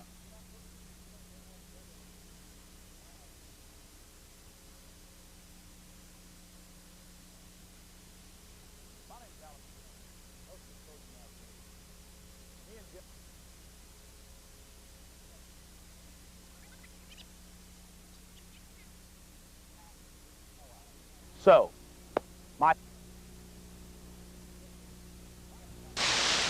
name is Alex Jones, host of Exposing Mass Media.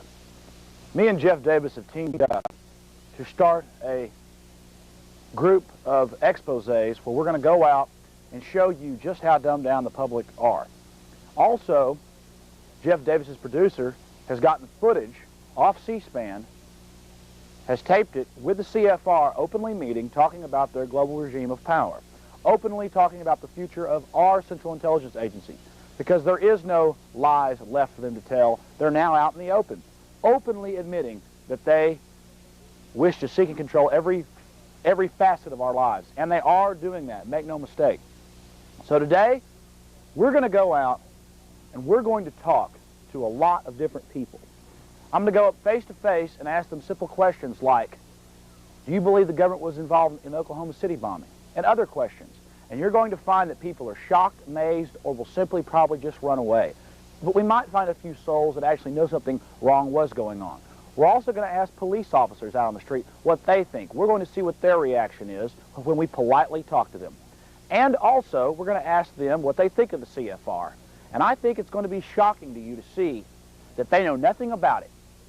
And then at the end of this segment, we're going to roll some tape that shows you the CFR, the Council on Foreign Relations, openly meeting in Washington, deciding how you're going to live. And guess what they want? They want your private property. They want to control your children. They want to disarm you. And they want to tax the living hell out of you.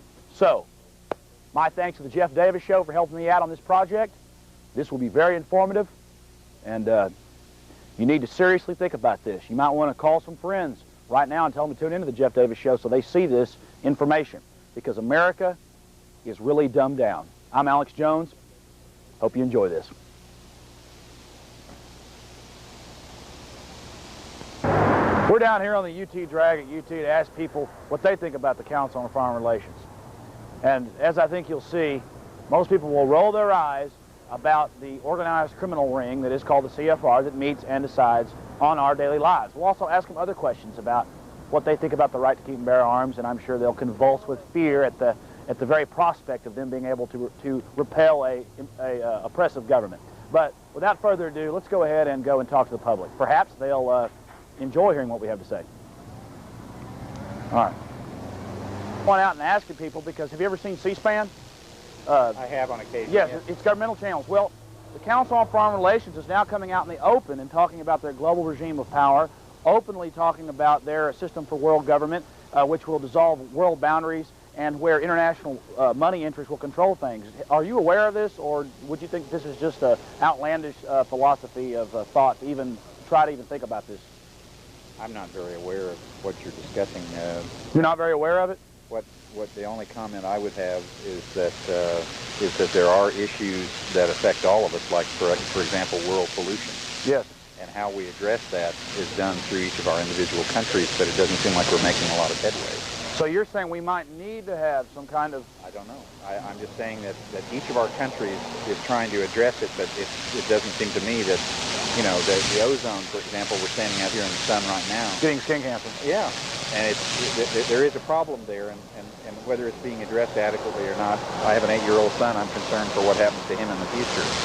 And we just need to find a better way of addressing it. What that way is, I'm not sure myself. Well, that's great. Are you aware that CFCs have been replaced with HCFCs, which are also bad for the environment? And the only reason that that's been done, they could replace them with HCs, but they haven't for the simple reason of that the chemical companies hold patents on the HCFCs, and that HCs are non-patentable. So really they're making us all convert to a new system, which is just as bad for the environment. I wasn't aware of that. Yes, see, but I mean, some of the alternative press, some chemists will come out and speak about this, but it's a $100 billion a year industry just in this country, and so that's why you really won't hear about it. That's something you might want to check into. I will. Thanks a lot for question. I'm not trying to sell you something. No, okay. No, I understand. I'm not trying to sell you something.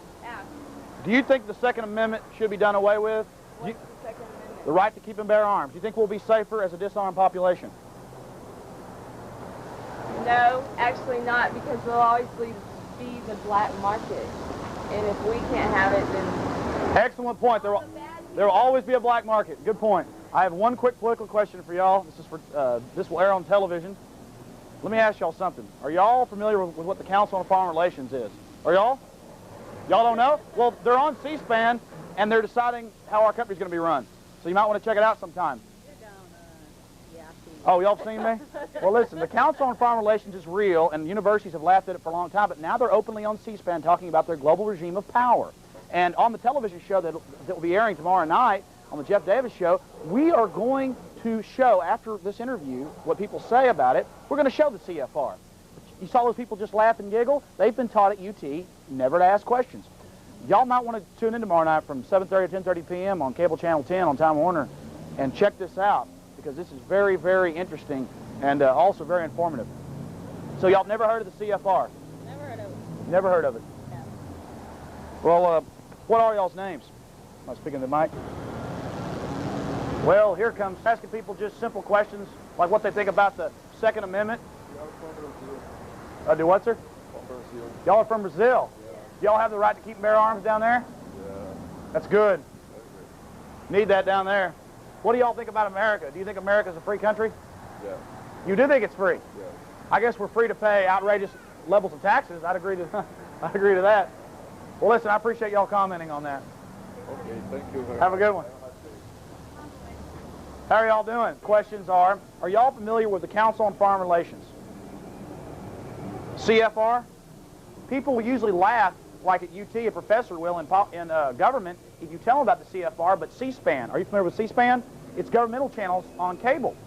And on C-SPAN, the Council on Foreign Relations is openly talking about how they pretty much control our government, and all the major heads of industry and government worldwide are members of it 99% of the time. And y'all aren't familiar with that? No. Well, see, that's a problem. We might want to think about that. Tomorrow night on a television program on Austin Access Television, we are going to be talking about this, and we're going to show how we've talked to 20 people, and nobody has known what it is. But when asked about politics, the people that do want to say something say, well, we should just give up our rights for the environment. One man didn't quite say that, but he kind of implied that. And that's kind of what their whole selling point is take away private property. Y'all might want to check into the CFR. Did y'all just see that? I asked that family there, and they had no idea what the CFR was. And then when they felt stupid because they didn't know, they go, well, I'll listen to both sides of the issue. What that meant is I won't know anything, I'll be lazy, but I'll neutralize myself and be a slave. That's what it's all about. Radio and talk show host, and I'm out just asking people real simple political questions. Do y'all feel that our government is actively involved in bringing in drugs to this country? I don't know. You don't know? I hope not. You hope not? Yeah. Well, it's a $220 billion a year industry. Is that taxpayers' money? Well, they sure use a lot of taxpayers' money to so-called fight the drug war, but it seems like all they're doing with the drug war is watering down the Constitution and taking away our human rights. Pretty scary, huh? Yep. Have y'all heard of the Council on Foreign Relations? The CFR? Yeah. You have heard of that? Yep. And what do you think of the Council on Foreign Relations? Well, I don't like the idea. Oh, so you don't like the idea? First person to say that. So when Sandy Berger, member of the Council on Foreign Relations, said in New York City about a month ago on C-SPAN, when he said their global regime of power was moving along ahead of schedule on national television, on national cable television, you don't agree with that? Yeah, well, I guess I'm not really in politics, so good luck on your next visit. Fantastic. Hey, you got to fight back not to be a slave. Remember that. How you doing, sir? Hey, I'm ready. I want to ask you just a question or two, sir. I want to ask you a quick question. Have you heard of the Council on Foreign Relations? Well, wait a minute. Have you heard of the CFR? Whoa, wait a minute. Which foreign relations? The Council on Foreign Relations. Well, do you have any particular foreign relations in mind? Think about the Federal Reserve. The Federal Reserve? Yes, the Federal Reserve.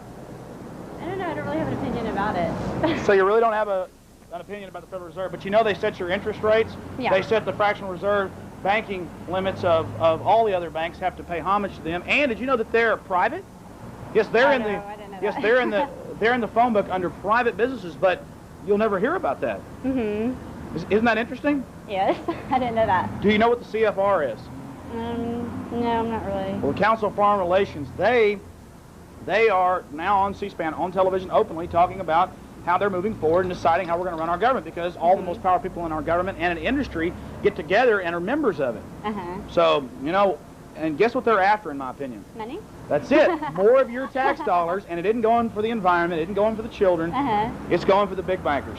Okay. Well, hey, thanks a lot. You're welcome. You'll be on this hot July day asking people, and it's pretty scary. The people that knew the most about this was a bum. Now, the bum didn't really know what he was talking about, but he did have some things to say that were true. He didn't really know how to articulate it, but that's the scary point. And if you want to say, oh no, that just means you're a bum because the only person that agrees with you is a bum, no. The average people are too busy out shopping and doing things to simply turn on C-SPAN and see the Council on Foreign Relations openly talking about running our country. So let's go ask some more people. Maybe after 100 people, somebody would have watched C-SPAN and know that our government is being eroded and destroyed while a new centralized government, world government, is being set up. Now let's go to talk to the people. So you do watch C-SPAN? I have watched C-SPAN and other news channels and other forms of media such as NPR. Oh, National Public Radio? Yes, which I support. Now wait, I have one question for you. I don't mean to attack you on this, but I've heard NPR. They were the only people that agreed when in some major cities they had house-to-house searches, mock military drills a few years ago. Well, I haven't heard that particular story, but I do think that they are more willing than the major media to report anything controversial. They report a lot of... there are a lot of bad governments around the world, and they are willing to report on that corruption. But don't you think America is the central power in the world with the most tentacles? Depends on what you mean by tentacles. Okay, do you think America is, do you think our security agencies and our intelligence agencies are actively involved in the $220 billion narcotics industry just in this country alone? I think during the Iran-Contra scandal. Oh, only Ronald Reagan, I see. Not Clinton, and that's all stopped now, even though triple the heroin's flowing in, double the cocaine's flowing in. Actually, there was some involvement of Clinton in the Iran-Contra scandal, if you recall. Through Mina Airport. Yes, through Mina Airport. Now, I, as an average citizen, have heard the stories about that, but I don't think any of us have been allowed evidence to judge that. Well, then how do you have it with Iran-Contra? I mean, I do believe, too, that drugs were flowing in then, and that certain groups of our intelligence agencies were involved. But hold on. Now triple the drugs are flowing in. Now that more supply, that means that they're doing it more.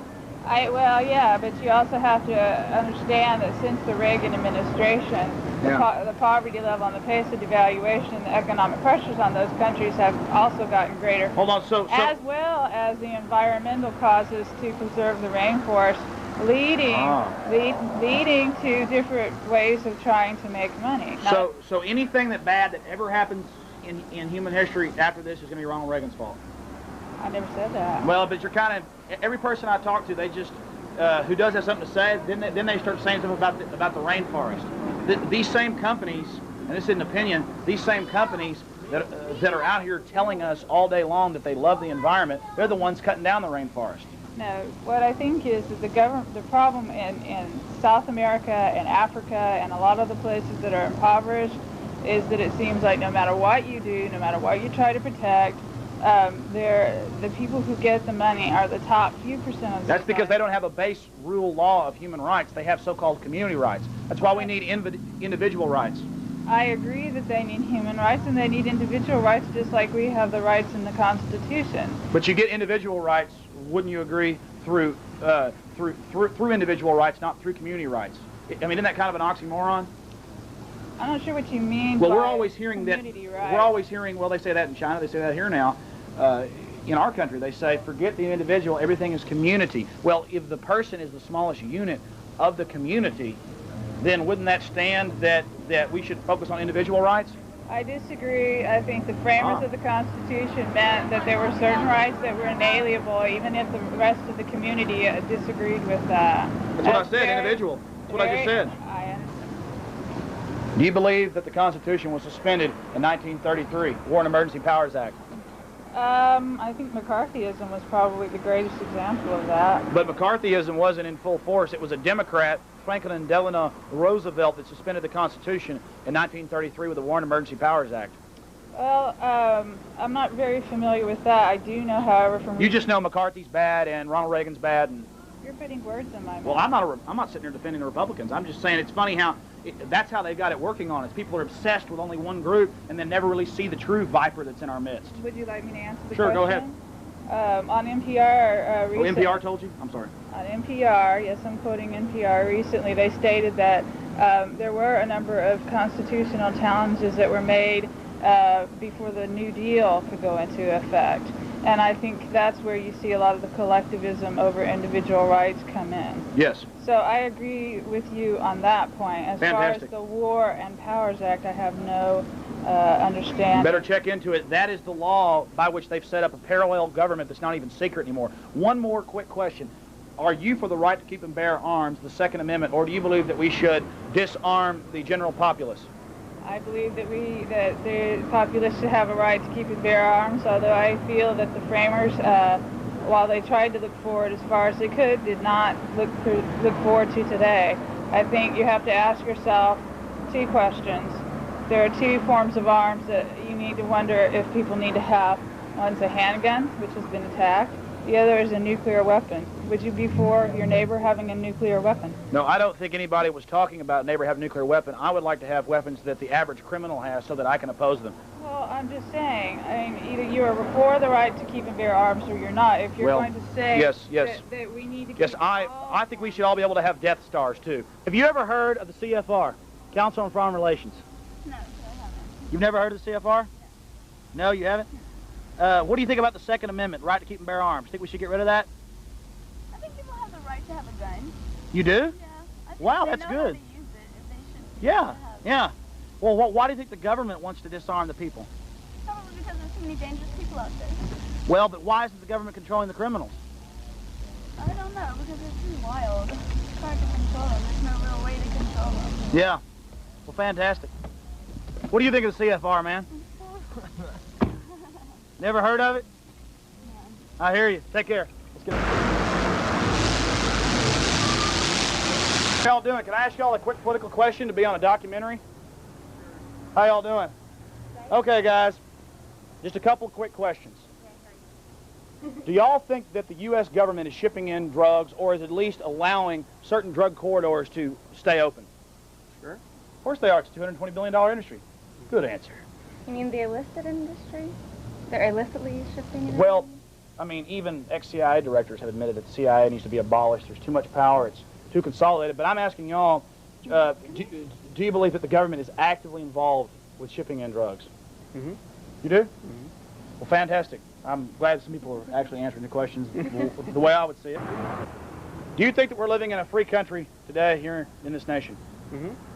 Oh, you do think we're living in a free country? Free country. Mm-hmm. You just think there's why? How can the government be shipping in drugs, but at the same time we be living in a free country when they're rapidly taking away the Second Amendment, devaluing the First Amendment, and the 10th Amendment's being ignored, state rights? The Supreme Court rules that the Brady Law is unconstitutional, but the states just ignore it because they know who has the power, the federal thugs. Here we are at the headquarters of the Austin Police Department, and I'm going to try to talk to some police officers and ask them what they think about the federal government more and more controlling how they serve the public, and if they think that that is an infringement like the Supreme Court does. And I might also ask them why the states and locales are choosing to ignore the Supreme Court rulings on the Brady Bill and other things being unconstitutional according to the 10th Amendment. Now, let's go ask.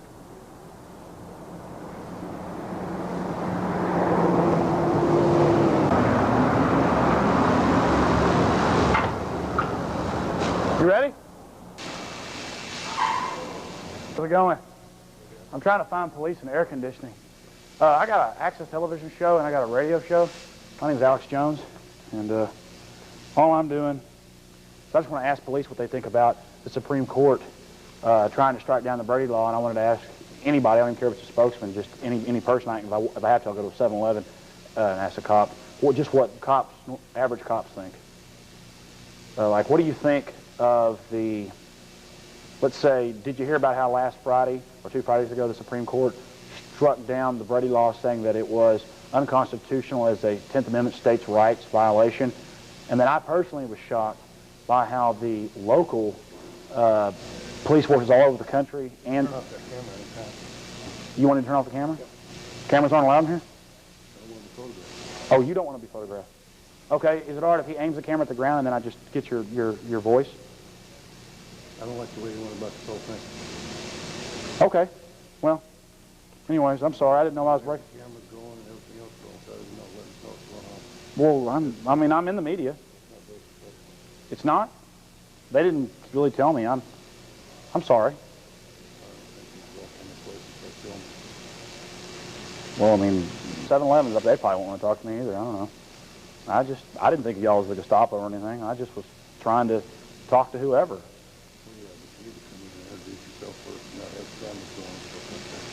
Okay. Well, I just walked in and said my name was Alex Jones and just asked you what you thought of the Supreme Court ruling it was unconstitutional, and then the states knowing who really runs things, the federal government, and saying, okay, Supreme Court, and just kind of laughing at them. That's all. Boy, isn't that interesting. We're waiting on the watch commander. He might come down and talk to us. Hope he does. Nice and cool in here. We'll have to do our interviews in the air conditioning from now on. Yeah. He may be coming somebody, I don't know.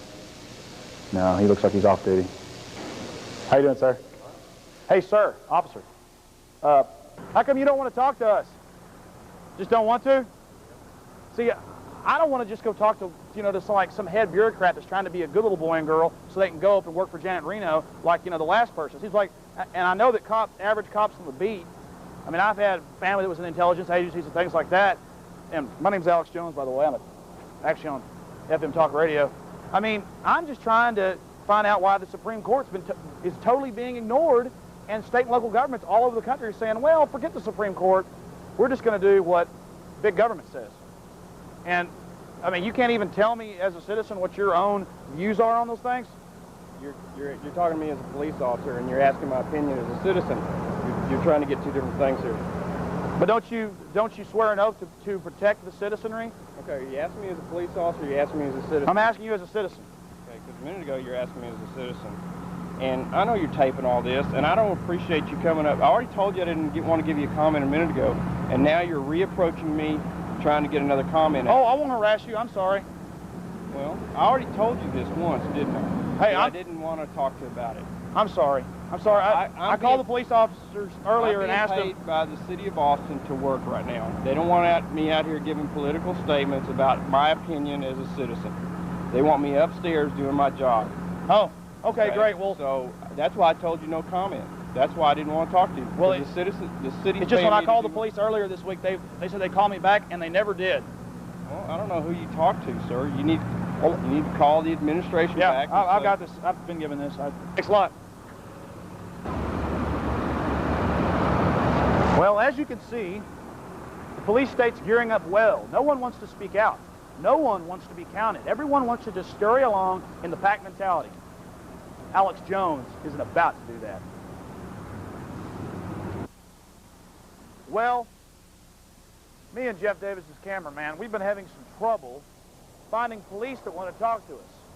But what we have been able to do is find plenty of cameras that are sprouting up on lots of your major intersections and highways here in Austin, Texas. Why? Here's 2 telephoto cameras now. Right here for us to enjoy, peeking in, making sure we behave ourselves like good little children should. Ah, yes, smart highways are on the way too, and the thumb scanning systems have been put in 36 of the 50 states now and are integrated into the National Security Agency under the control of NSA and CIA under that branch, hooked into the National Surveillance Center and the National Identification Center. Big Brother's growing stronger day by day, and no one wants to talk about it. And when the Supreme Court says something's wrong, like the 10th Amendment violation of the Brady Bill, everyone just ignores them. Well, go back to your football games and your cheeseburgers. This is the world of love. Now back to more corruption. Ah, look at them. Beautiful little cameras. And you know they're putting...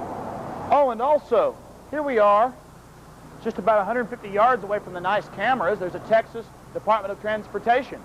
And no wonder they have one of their nice little camera pods watching over us as we speak. There's cameras over there on the highway, and there's camera right there in that camera pod looking at us on the corner of that building.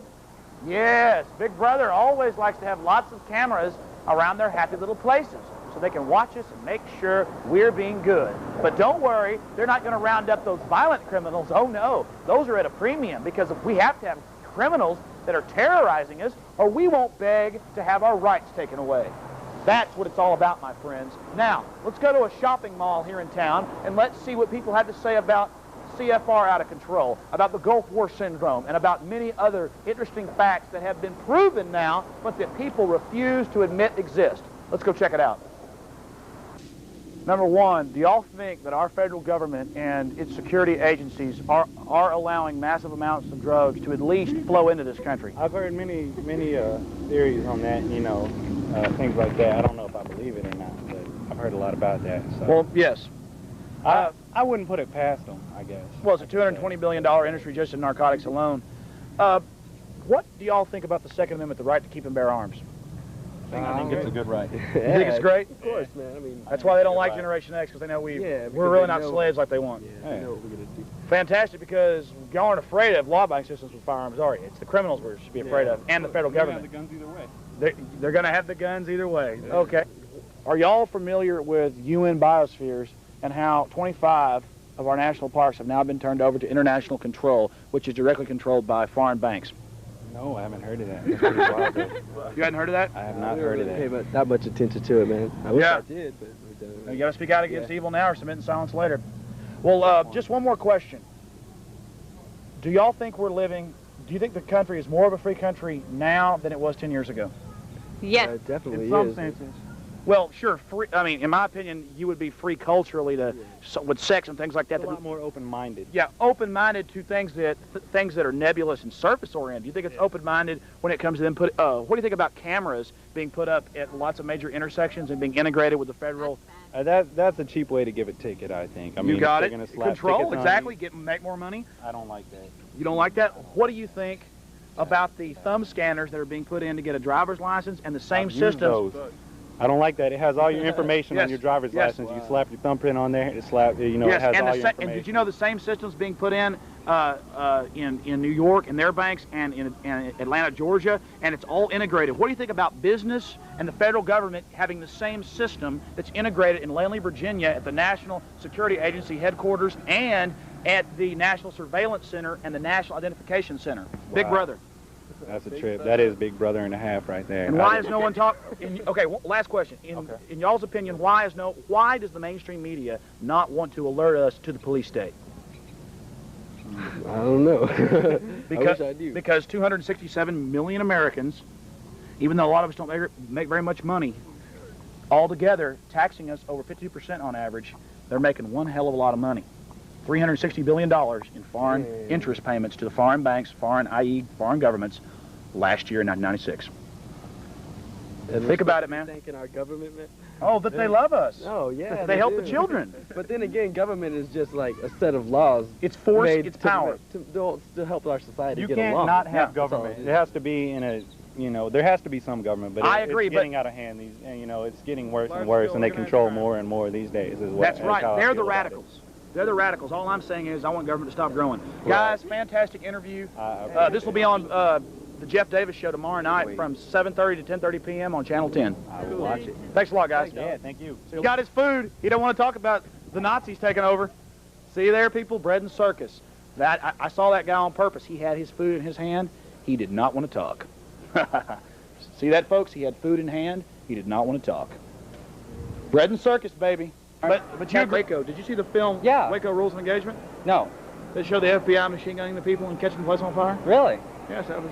I didn't miss that. The Augsburger Statesman had it on its cover page, and, and even itself, but then they said, well, the feds were just mentally ill, is all they said. Oh, really? Yeah, that happens sometimes. It's either postal or... Yeah, so the feds are out. Yeah. Well, I appreciate that information, sir. Oh, sure.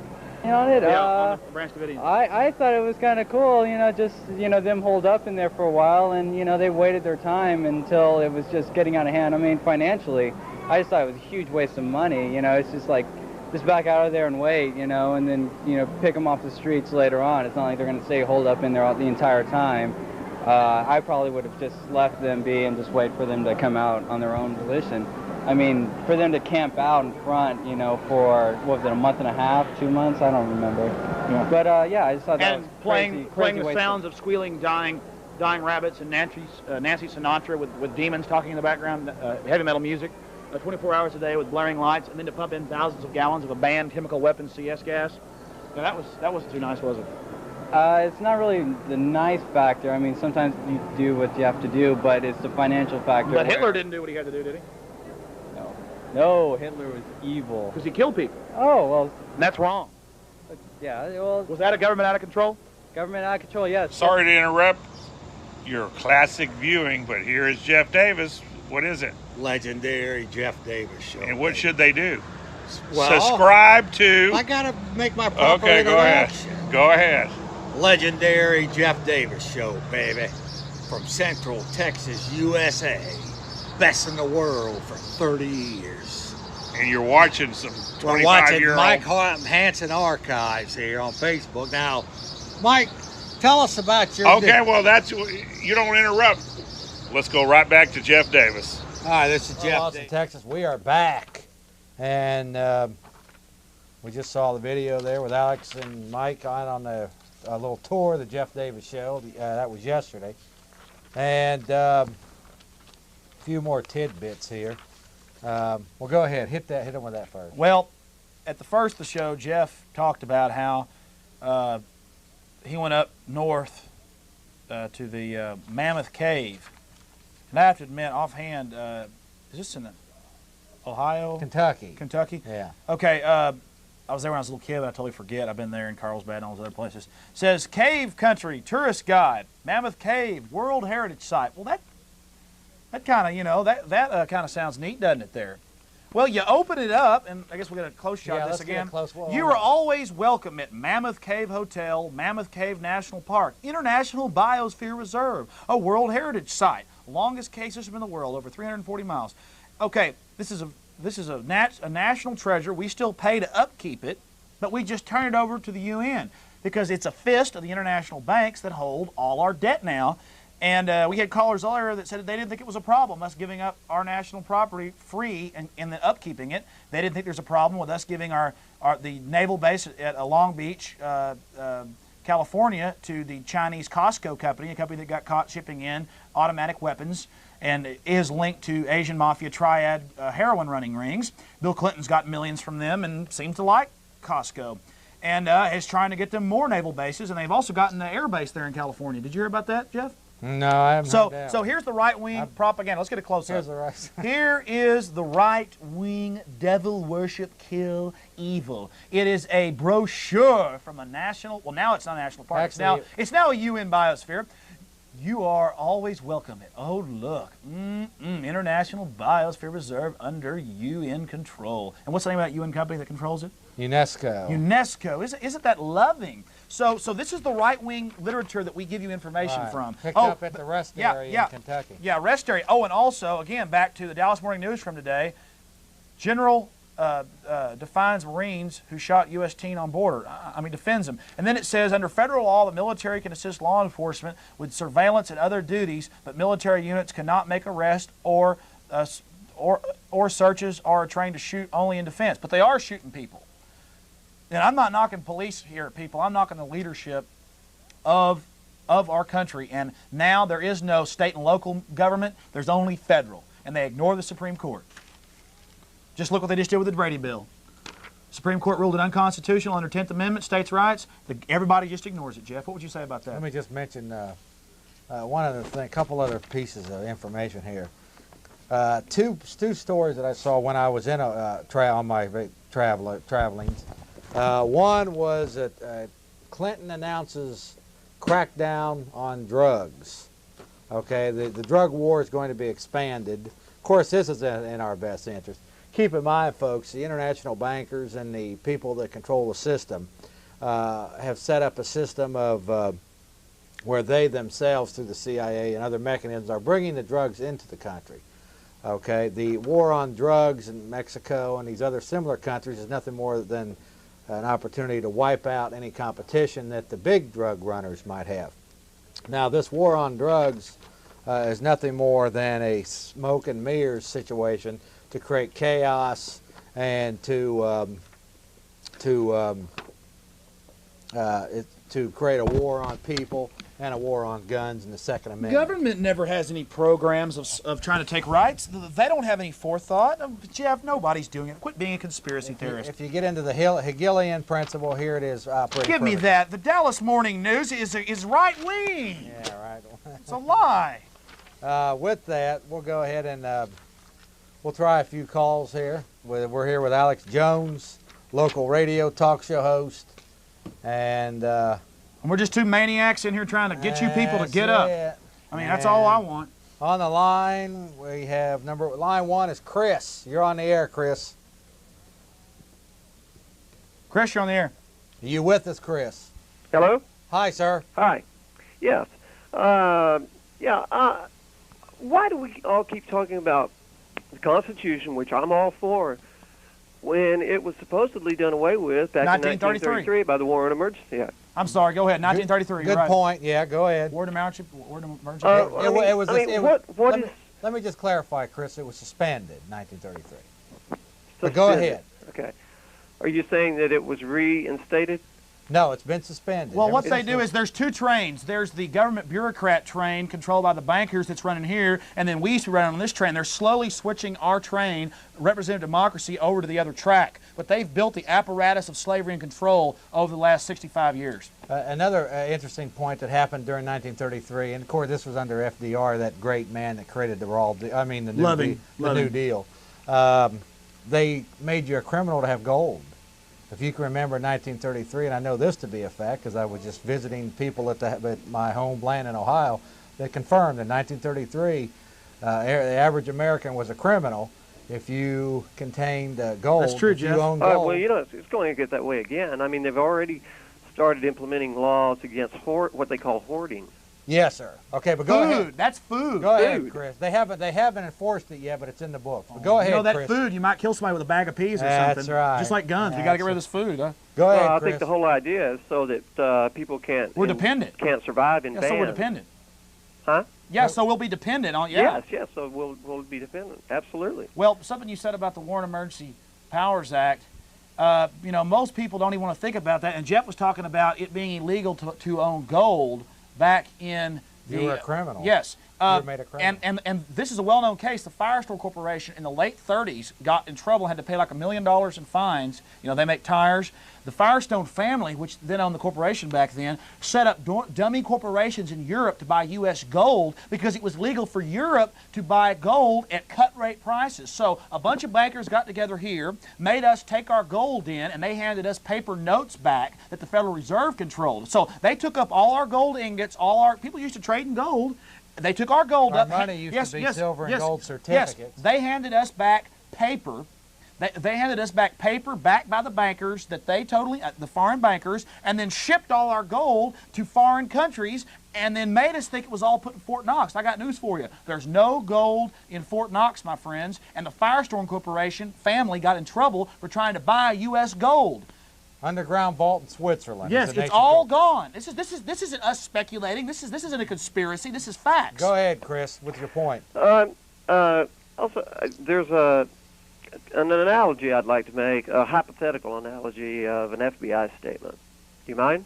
Yeah, go ahead. Okay. Take your time. These are dangerous times, citizens. There are terrorists lurking everywhere. Our government is trying to protect us, though. For instance, the FBI would like to turn the developing information highway into a gigantic surveillance system capable of monitoring anyone's phone calls, email, or credit card expenditures.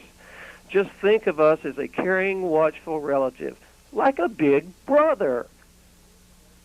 But heck, why stop there? Why not give law enforcement officials the power to search anyone's home at any time and for no particular reason?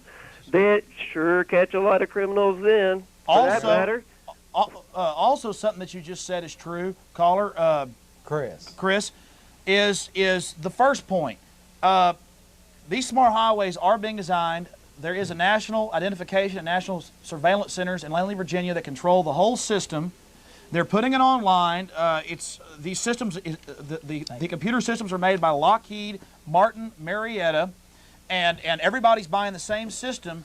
And the key is they're not trying to stop the criminals. It's all about controlling us like a UPS package. They'll know wherever you are. You won't have to have a chip. Your thumb scan will be a signature, and believe me, you'll have a chip off in a computer system somewhere that your thumbprint activates, and they'll know where you buy gas, where you go, what you buy, everything about you. What's your And well, Alex, what's more important? A few measly constitutional rights, or an orderly society. Or loving. You know what's all interesting about that, Chris, is they do it under the disguise of the criminals, right? Who are the biggest criminals there are? Well, we know who they are. The Washington District of Criminals. You bet. So they use this smoke and mirrors tactic as a device to get the people sucked into this enslaving system under the disguise of the criminals that they have been unable or unwilling to actually to control. So they use this disguise of crime to enslave all of us. Okay, Alex? Yes. Yes, I talked to you on your show last week, and I don't want to get really back into it, but I talked to you about basically being kidnapped from my apartment and being taken away, and when you had back problems? Local yeah. system here. So you had a back problem, and your girlfriend called 911, and they tried to say you were on drugs. That's exactly right. And got treated for an overdose, which I had not. I was totally coherent when I collapsed. I had a friend that was over. He saw me in the kitchen fixing something. Like I said, I really don't want to get back into this. But it's really hit home with me about how much the evil regime has hit down on the lower levels of, getting down into the levels of what I was talking about. I really don't want to name any names that I named last time. I'm kind of trying to watch my back on that. Let me just mention to you this, though, Chris. The one aspect of hope in all of this is that the people that were actually doing the enforcers, are expendable. So that's the one hope. If they can be educated, yeah, they're expendable. how that they're dupes in a crooked, wicked system, enforcing enslaving laws amongst their own kind, then maybe we can turn some of these enforcers to when the time hits the fan, maybe they will turn their guns on the real enemy. Well, yeah, when the time hits the fan, that's the whole. I totally agree. That's the whole crux of the whole thing. Yeah. Is when the time hits the fan. If that time doesn't hit the fan, well, I know some and if the people don't respond at the right time, well, our children are going to be under a tyrannical government. I know ex-intelligence officers, highly decorated in Vietnam. I'm not going to name any names here, but very, very personal to me, who've talked about this, who were in Nicaragua, El Salvador, Guatemala, did things for the government. Also, I talked to law enforcement officials when I looked in weights and things, but they don't want to be quoted. I talk to a lot of people. I read some police magazines that are mainstream, and they all say these big police unions do not represent us. The leadership is totally corrupt. They know what's going on, and Jeff, you're right. Jack McClam's right. That's our ultimate only hope. Yeah, it is. That the Roman centurions are maybe good people. People within the and mechanism won't crucify us.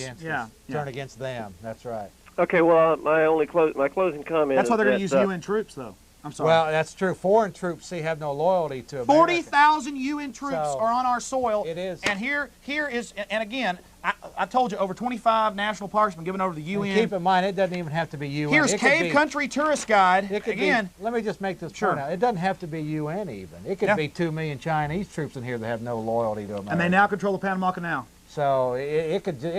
Why does the mainstream press not tell us about that? The fact is, tyranny can come in any. That they have both sides of the Panama Canal, and that Clinton's giving them naval bases and air bases now, and the New York Times will show it like it's no problem. You know why? Because China's got $1.25 billion slave, and these international bankers have no allegiance to 275 million Americans. They want that slave labor in China, that $1.25 billion people. So they're selling us down the river, and they're letting the Chinese get the Panama Canal, our major ports. It may be for enforcement, though. Yes, I believe. I'm starting. Listen, maybe. Jeff. 6 months ago, I didn't believe you. Yeah. But I see the New York Times now openly talking about this like it's no problem, and I see them putting up cameras everywhere. I think we're being set up. Am I still in the air? Yes, sir. Go ahead. China not only has 20 million people in slave labor camps, and not only is there cannibalism going on over there, it's in a lot of other areas of the world. But speaking of China, I heard actually on, I believe it was on KJFK on the news at the top of the hour when I was listening to a talk show, that they had nuclear missiles pointed at us. And talking about the Chinese? The Chinese did. Sir, they have got, and this is UN weapons inspectors, of course, by the way, tell us that, so I don't even believe what they say, 25 multiple warhead MIRV missiles that are intercontinental full range. They've also got about 100 medium range that could hit Alaska and Hawaii in places. But they've got 25 missiles that have 12 missiles in each missile. You do the math yourself that they admit they have. And Bill Clinton just sold them the Patriot missile technology, but he's not allowing us to develop further new systems that could stop. And I'm talking about peaceful missiles. Let me chime in on that. Why are they selling us out? Well, let me first off, I personally don't believe that we're going to have a nuclear war. No, I don't either. No. Let me tell you why. Because the slave masters own the real estate in this country. It's just not going to happen. No, it's not going to happen because it's all controlled by the same. It's a created enemy at the top. Right, they're financing both sides. Okay. So I don't believe that. So I wanted to make that. Well, I guess that's diversion, more or less. It's a diversion. Right now, the European and U.S. elites that are allied when it comes to screwing taxpayers of the 7 industrialized nations are whining and dining China, kissing China on the cheek, saying, we love how you do business, we love your infanticide, we love it that you use baby parts for cosmetics. You know, that's what collagen comes from. It's supposed to come from. I know. Yeah, but even Ted Koppel just now on the news on Nightline, I showed a cut of it one time. Somebody said I was a liar on the air, and then my producer played a cut of it. Right there, it showed Ted Koppel saying, yes, 30 million died, and some of those were eaten by cannibalism. He didn't tell you it was children during Mao Zedong's wonderful revolution that professors at UT will tell you was a good thing. Some of them will. But we have to understand that people on TV now are telling us there's no good leaders, there's no bad leaders, there's just leaders, right-wing extremists. We're not right-wing extremists. But A&E last night, we watched a documentary, or it was a tape that we watched last night off A&E, and it sat there and it showed these experts on the CFR and the government saying the CFR is not a problem. There's not good leaders. There's not bad leaders. And I wanted to say to them, what are they introducing into our thought processes? Processes. Yes, there have been bad leaders all through history. I think you can name a few of them, can't you? We all can. Of course. No, but they're teaching our kids that there is no good and bad. Well, they're trying to say, it's all gray. Actually, the leaders that are presented there are phony. But why are we whining and dining China? I know why, but what's your spin on it? Why? 1.25 billion slaves, right? We want that slave labor, correct? Who is it? But is it the IMF that's doing it? As far as I heard, the IMF had the claws on China. Yes, every government there is. All of the industrial. It could be that they are going to use China as part of the Chinese military as part of their coup against the. Look at it this way. We've got many of our troops now in Bosnia, Peru, and all over the world enforcing what I believe world order policy. It's only a likely scenario that they're going to do that with us, knowing that American enforcement officers won't turn against us. They'll use foreigners in here with no loyalty to do it. People are laughing at you, but that's. I'm not worried about what. I'm not worried about what. But that's what you're right, Jeff. That's what I didn't used to believe this. That is what the UN is all about. It's about taking foreign troops and inserting them in countries you want to control because soldiers of a country don't want to shoot at their own people. Of course, it's in their best interest every time. It's in their best interest. Yeah, Bosnia, they had this. Iraq, we funded. George Bush created Iraq. Somalia. George Bush created Iraq, and so did the Democrats. Somalia. Where all our troops got killed. It just goes on and on. But anyways, here it is. One more time. You are always welcome at Mammoth Cave Hotel, Mammoth Cave National Park, International Biosphere Reserve, and Worldwide Heritage Site. People told me that I was full of it, even though I've been to. This is right wing. Yeah. This is right wing. This is a brochure for the Cave Country Tourist Guide. This is right wing. See, we're right wing liars. We're telling you that the UN's getting most of our national parks now are the jewels of our national parks, but we still pay for it. But the foreign banks get to own them. Isn't that nice? They did. Now when they sold the slaves the promise of national parks. They took our gold, Jeff, for that. Yeah, that's what they got. They took our gold back in 1933. Isn't that nice? Franklin Delano Roosevelt. Isn't that nice? And they gave us paper back and made it illegal for us for about 20 years to use gold as a commodity. And they shipped our gold to Europe where the real rulers live. They even took the silver out of our coins. In 1964, our coins, our dimes and quarters used to have silver in them.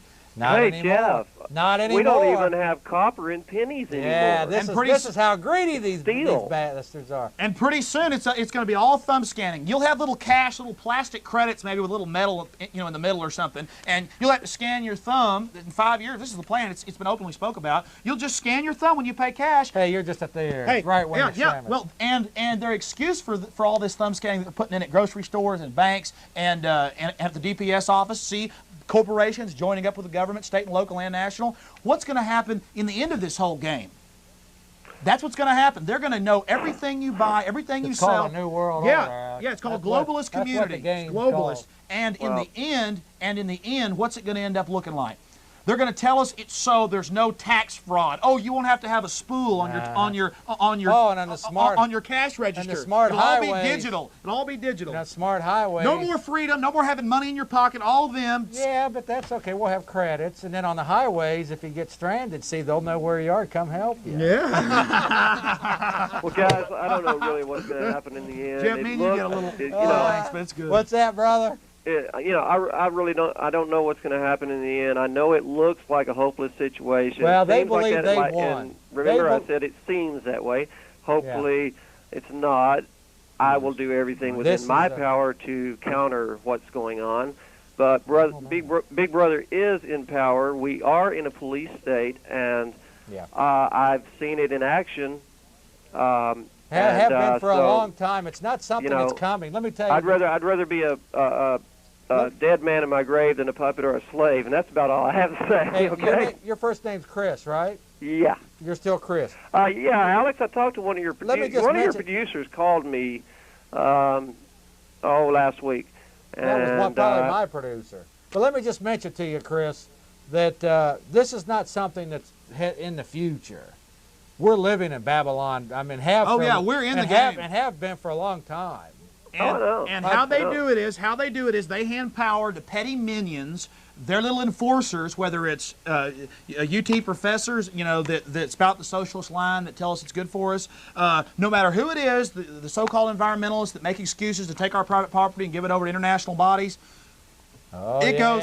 Look at that up there. It goes on and on and on. I mean, this is what it's all about. So you petty minions out there that feel like you got a good life because you got a Cadillac and a nice house or whatever. People, I got stuff too, and it doesn't mean jack. Yeah, that's right. It doesn't You're mean still jack. a dupla slave. They throw you some chicken feed so you be a good slave. That's all it amounts to. Look at that up there. Throw that back up there. I like that up there. Look, what, do you got a comment on that? Well, that was the main. That's the monster there. And then right after that, they passed an income tax because they had to have something to service the debt because we were going to become their debt slaves. We didn't decide to go into debt with these guys. They forced us. They took over. Yeah. There's been our best answer. There's been a coup of our government. Organized crime. Organized crime has taken over. In 1929, supposedly we had a stock market crash. Yeah, course, and they created that was the biggest.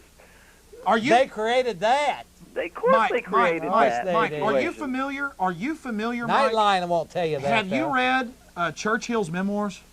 I would have to say they're in like 3 different published books familiar, because different people have them. In there, he talks about how when he came to visit in the great stock market crash on that black day, he talks about how J.P. Morgan brought him in and said, "Watch my power," and they called in the short-term stock trader loans. And the whole system fell, and then the banks, who had been loaning out lots of money, suddenly restricted money on purpose and did it for years and years and years to drive the American people into submission. $8 billion. Yeah. Then they took up all the gold because they turned us into slaves then, and now we're just seeing how they're wanting to put more and more. They're using technology. Hey, another thing too. Technocracy. When the system went down, who do you think bought up all the homes and the farms and the consolidation of power? That's Old it. Money seeks to destroy new money. They don't want. They want. What's that there? A super. Oh yeah. A super state controlled by internationalist bankers. You know about that, Chris? Looks familiar.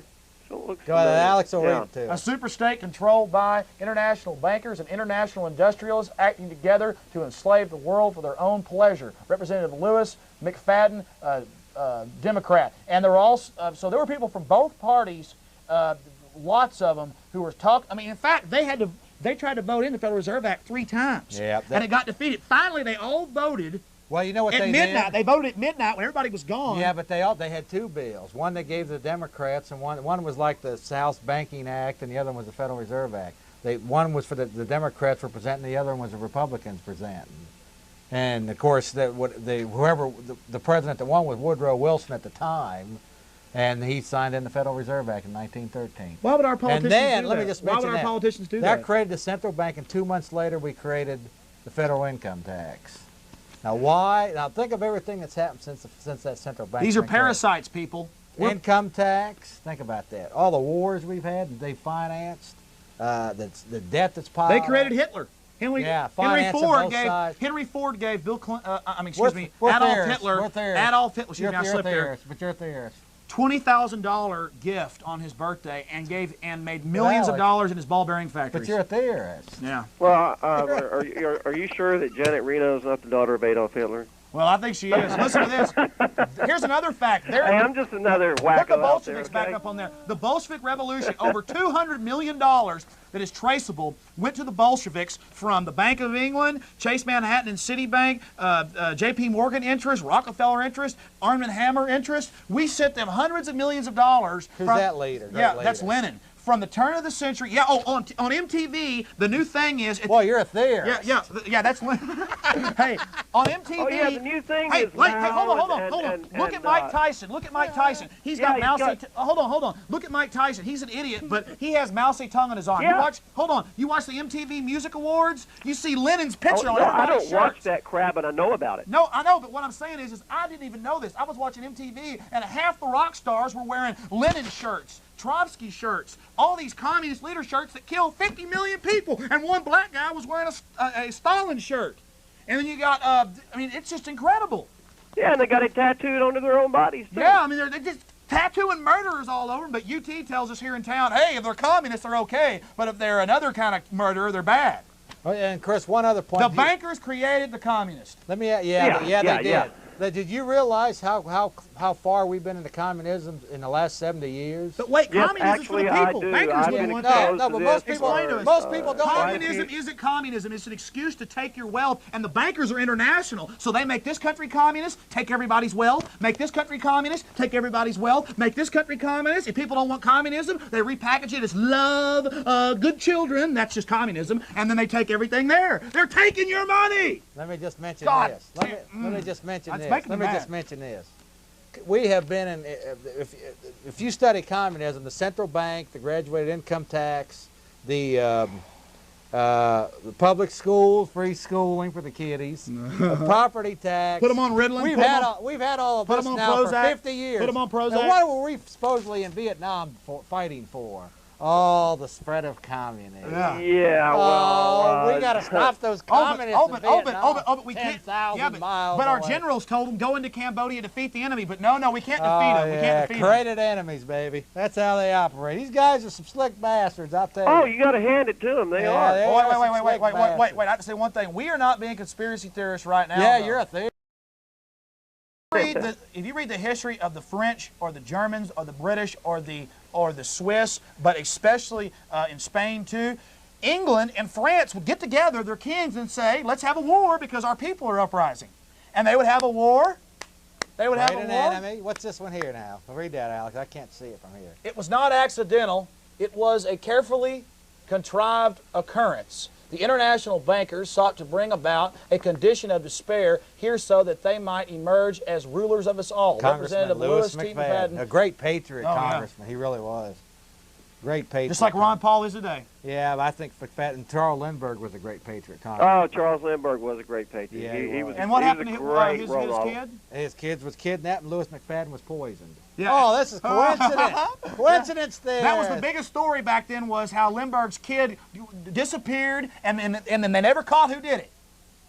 In fact, Andrew Jackson knew probably... They tried to kill him 20 times. He carried a pistol. The greatest president we probably ever had, Andrew Jackson's sole issue when he ran for president was the central bank. He called them, what did he call them, vipers? Vipers. He said, I will rout you out. But it's not taught anymore. Our whole Constitution is about keeping tyrants out of this country. One other thing I want to... You know, a big problem is people in this country, unfortunately, I've noticed, and even when I was in high school, they're not being taught where they came from. They're not being taught their history. Of course. Hey, keep that up there. We want to read that. Yeah, back that up. The Federal Reserve definitely caused the Great Depression by contracting the amount of currency in circulation by 1/3 from 1929 to 1933. They put the pressure on us, and then in 1933, when we finally had succumbed, we're flopping around begging, they said, you know what? The raw deal. You know what? Yeah. You know what? We had finally given up by 1933, and that was a Nobel Prize winning economist that said that, back when that wasn't totally corrupt. Oh, and now all back when that wasn't. Now all our economists, they've increased the prize. Yeah, now they're CFR too. Anyway, Chris, we're having fun here, brother. Yeah, well, Alex, we got the FBI stalking us, but we're in a good mood. Yeah. Well, you know. Hey, don't you think don't you think our producer's doing a fantastic job? Yeah, he is. Oh yeah, sure. Fantastic show. I want to tell those guys now. Me and you both guys here, are both doing wound a great up, job. Jeff. I appreciate you having me on the program, and I can't wait to have you on some other media events we can't talk about. All right. Anything else, Chris? Well, are we out of time? No, but we got some other callers that have been holding. I just want to make one last statement. When you were on campus interviewing the people, yes, that's you. That was pretty sad. Well, I interviewed around. Let me ask my producer. Oh, and something I need to stop and say. We've been trying. The producer of Jeff Davis Show taped the CFR meeting. You can see him on C-SPAN. It is recorded. It is not recorded in SP. Okay. So if they'll bring the tape in, I will show you the tape. But anybody that wants to watch C-SPAN, they've changed the channels. It's like channel 62 and something else now. I haven't been able to watch it as much lately. But the CFR is meeting every couple weeks now on C-SPAN. Why are they now kind of semi out in the open, in your opinion? Because they've gotten too much exposure, and what they're doing now is through these public hearings on C-SPAN, they're soft-soaking it and saying, look, we're not secret, we're on C-SPAN. But that's not the real meeting. That's a little play meeting. Yeah, that's a play meeting. That's not really what's happening. It's just a little play thing, and they're introducing it as a harmless And then you see documentaries from CNN to A&E to Discovery Channel, and they all say, it's not a big deal. There is a CFR. There are powerful men and people that are used to controlling billions of people. That was on A&E. We saw the documentary. No big deal. And there's not bad leaders. There's not good leaders. No big deal. There's just leaders. And there's also Mammoth Caves turned into international biospheres. Here in this right-wing literature. Yeah. Oh, the horrible. I mean, let me just one more time. I'm mad at you. How dare you? Let me tell you something. Right-wing. I'm going to tell you something. How dare you using Cave Country Tourist Guide? Boy, this is right-wing extremist stuff. Oh my. Man, that's militia type stuff. I mean, this there. is just the most evil thing. I mean, look at that. Mammoth Cave National Park, International Biosphere and World Heritage Site under UN control. Isn't that largest cave in the world? Oh, isn't that lovely? Isn't that one? That's just wonderful. They're going to take good care of them national parks. You bet. Just like they did, like they got us in the Korean conflict and the Vietnam War and starving people in Iraq. They're going to take good care of them parks for us. And listen, the slaves were forced to pay. Listen what the UN runs now, and what we've given them, but we still pay for it. We pay for these parks, but they just get to run them. Services and accommodations, handicapped accessible facilities, motel, motor lodge. Oh yeah, they're gonna take good care. I mean, it just goes. I mean, everything. They're taking over almost all our parks. And Clinton says, "Hey, you farmers that got this land in Utah, tell you what, 1.7 million acres is off limits. That clean burning coal can't be mined, and Chinese and Indonesian coal stocks double because they got the other clean burning coal." That could be, yeah. And you know, that's the funny thing. The only place. So I can prove Boy, that. it's hard to keep up with all the shenanigans these guys are. Well, there's so much money in screwing people. Yeah. I mean, when you got a bunch. Chris, I appreciate your call, brother. When you got a bunch of dupes that are bending over to anything and think it's stupid to care about their paycheck being siphoned off by some international banker, then it's imagine we're just laying open saying, "Please rape me." Most of them don't even realize that it's happening. Yep. But that's okay. What do you call human? Oh, it's okay. We're just animals. I mean, who cares if we die? Who cares if the Chinese are just roll over, baby? Who cares if the Chinese are melting down baby fat so these Hollywood starlets can inject their lips with premium grade collagen? I got a question for you. This is the deep question. If Dave Rockefeller called you up and said, "Alex, we'd like to have you come on down to some of our trilateral commission meetings," that ain't gonna happen. What if they did?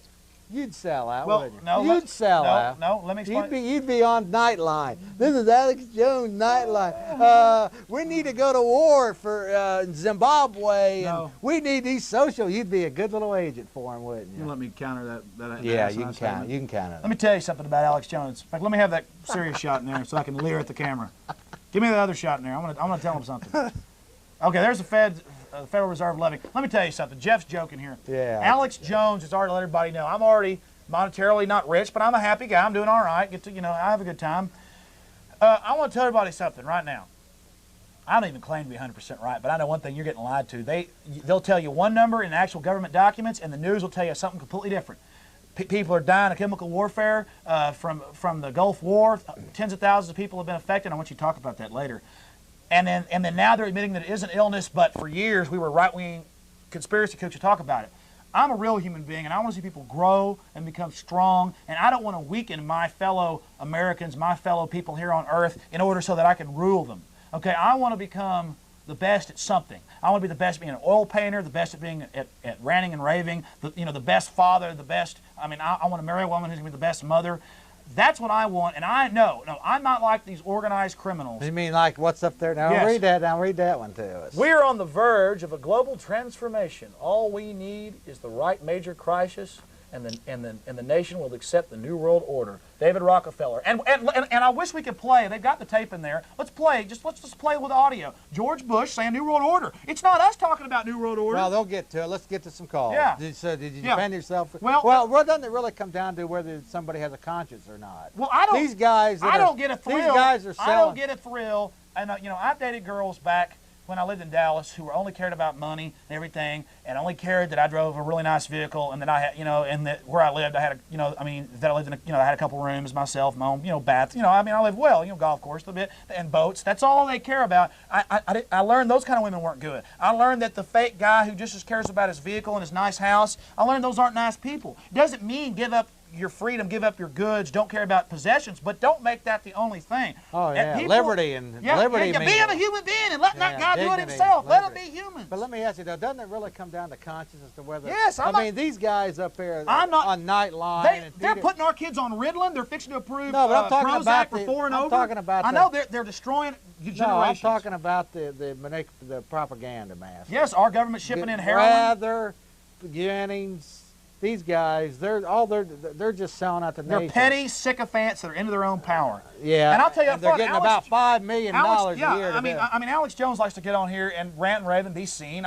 Let's face it, I like that, but I wouldn't for all the money in China, for all the sell out. No, to yeah, them, I would not sell anybody out. Next, okay, well, let's take some callers. Let's go to Stephen.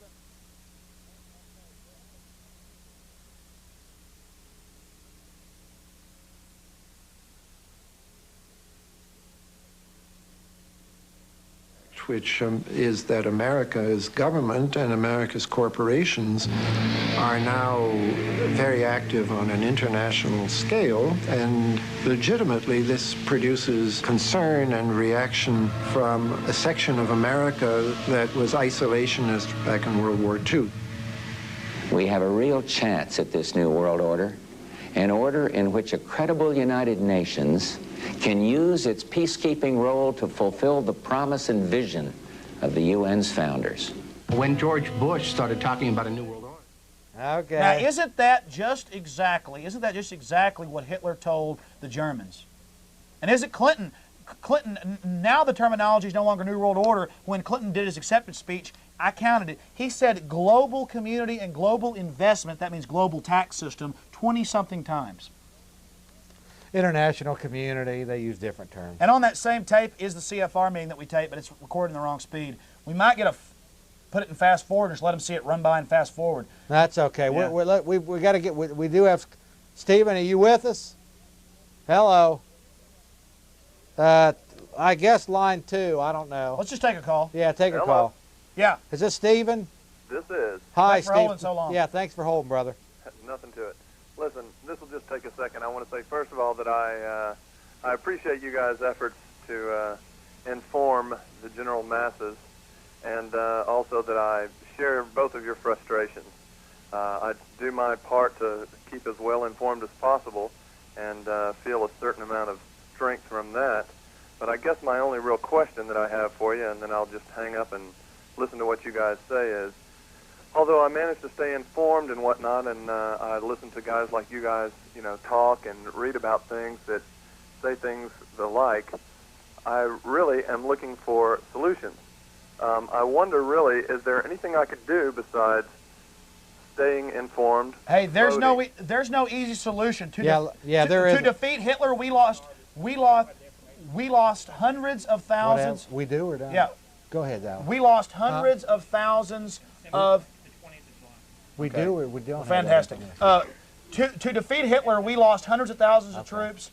Millions of people died in World War II to defeat Hitler. Nothing simple. You've got to stand up to tyranny, but start rebuking the university professors that say there is no bad leaders, there is no good leaders. When you see A&E or some cable channel put on documentaries where they spout that kind of relativist stuff, you call and you tell the cable company that you don't appreciate or do something. I'm not calling for sanctions here, but just start talking to your friends, start getting mad at people if they're apathetic. Talk to people, get information, study up. People all the time I talk to them, and a lot of people know what's going on. Anybody who's been in business. That's what you say. Well, no, I mean. Let me just chime in. Some First people in off, business, Stephen, let me just mention some something. solutions.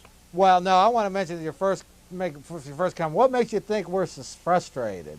Hell, Alex and I is having fun up here doing this, aren't we? Well, I mean, it is. I have a lot of angst and a lot of anger because, and a lot of fear, and I don't fear for my life, but I fear for humanity.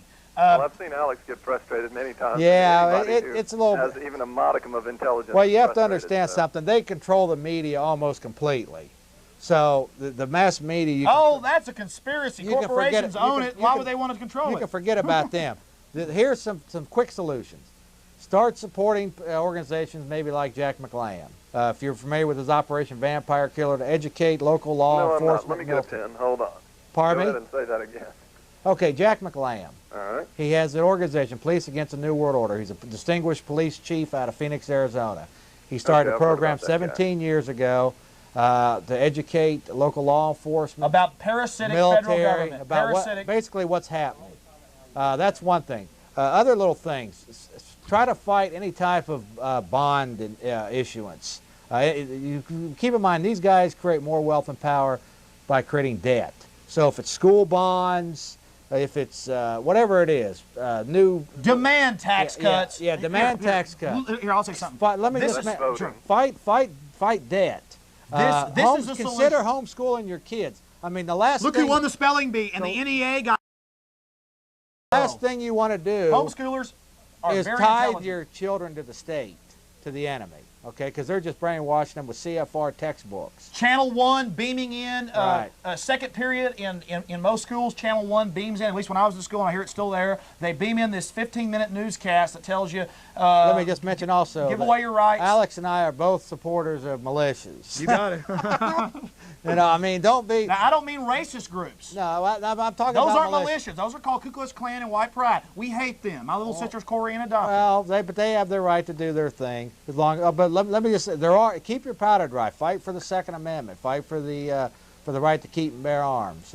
Educate people. Educate yourself. Sure, those are all things that I said initially. Well, let me say one thing. Yeah, those. Yeah, go ahead. What can you do besides stay informed? Okay, well, I'll tell you right now. I'll tell you right now what you do. Jeff said, watch the bond elections, fight that. You've got to fight their dogma. And I say this all the time, and let me just get this out. It'll take about a minute and a half.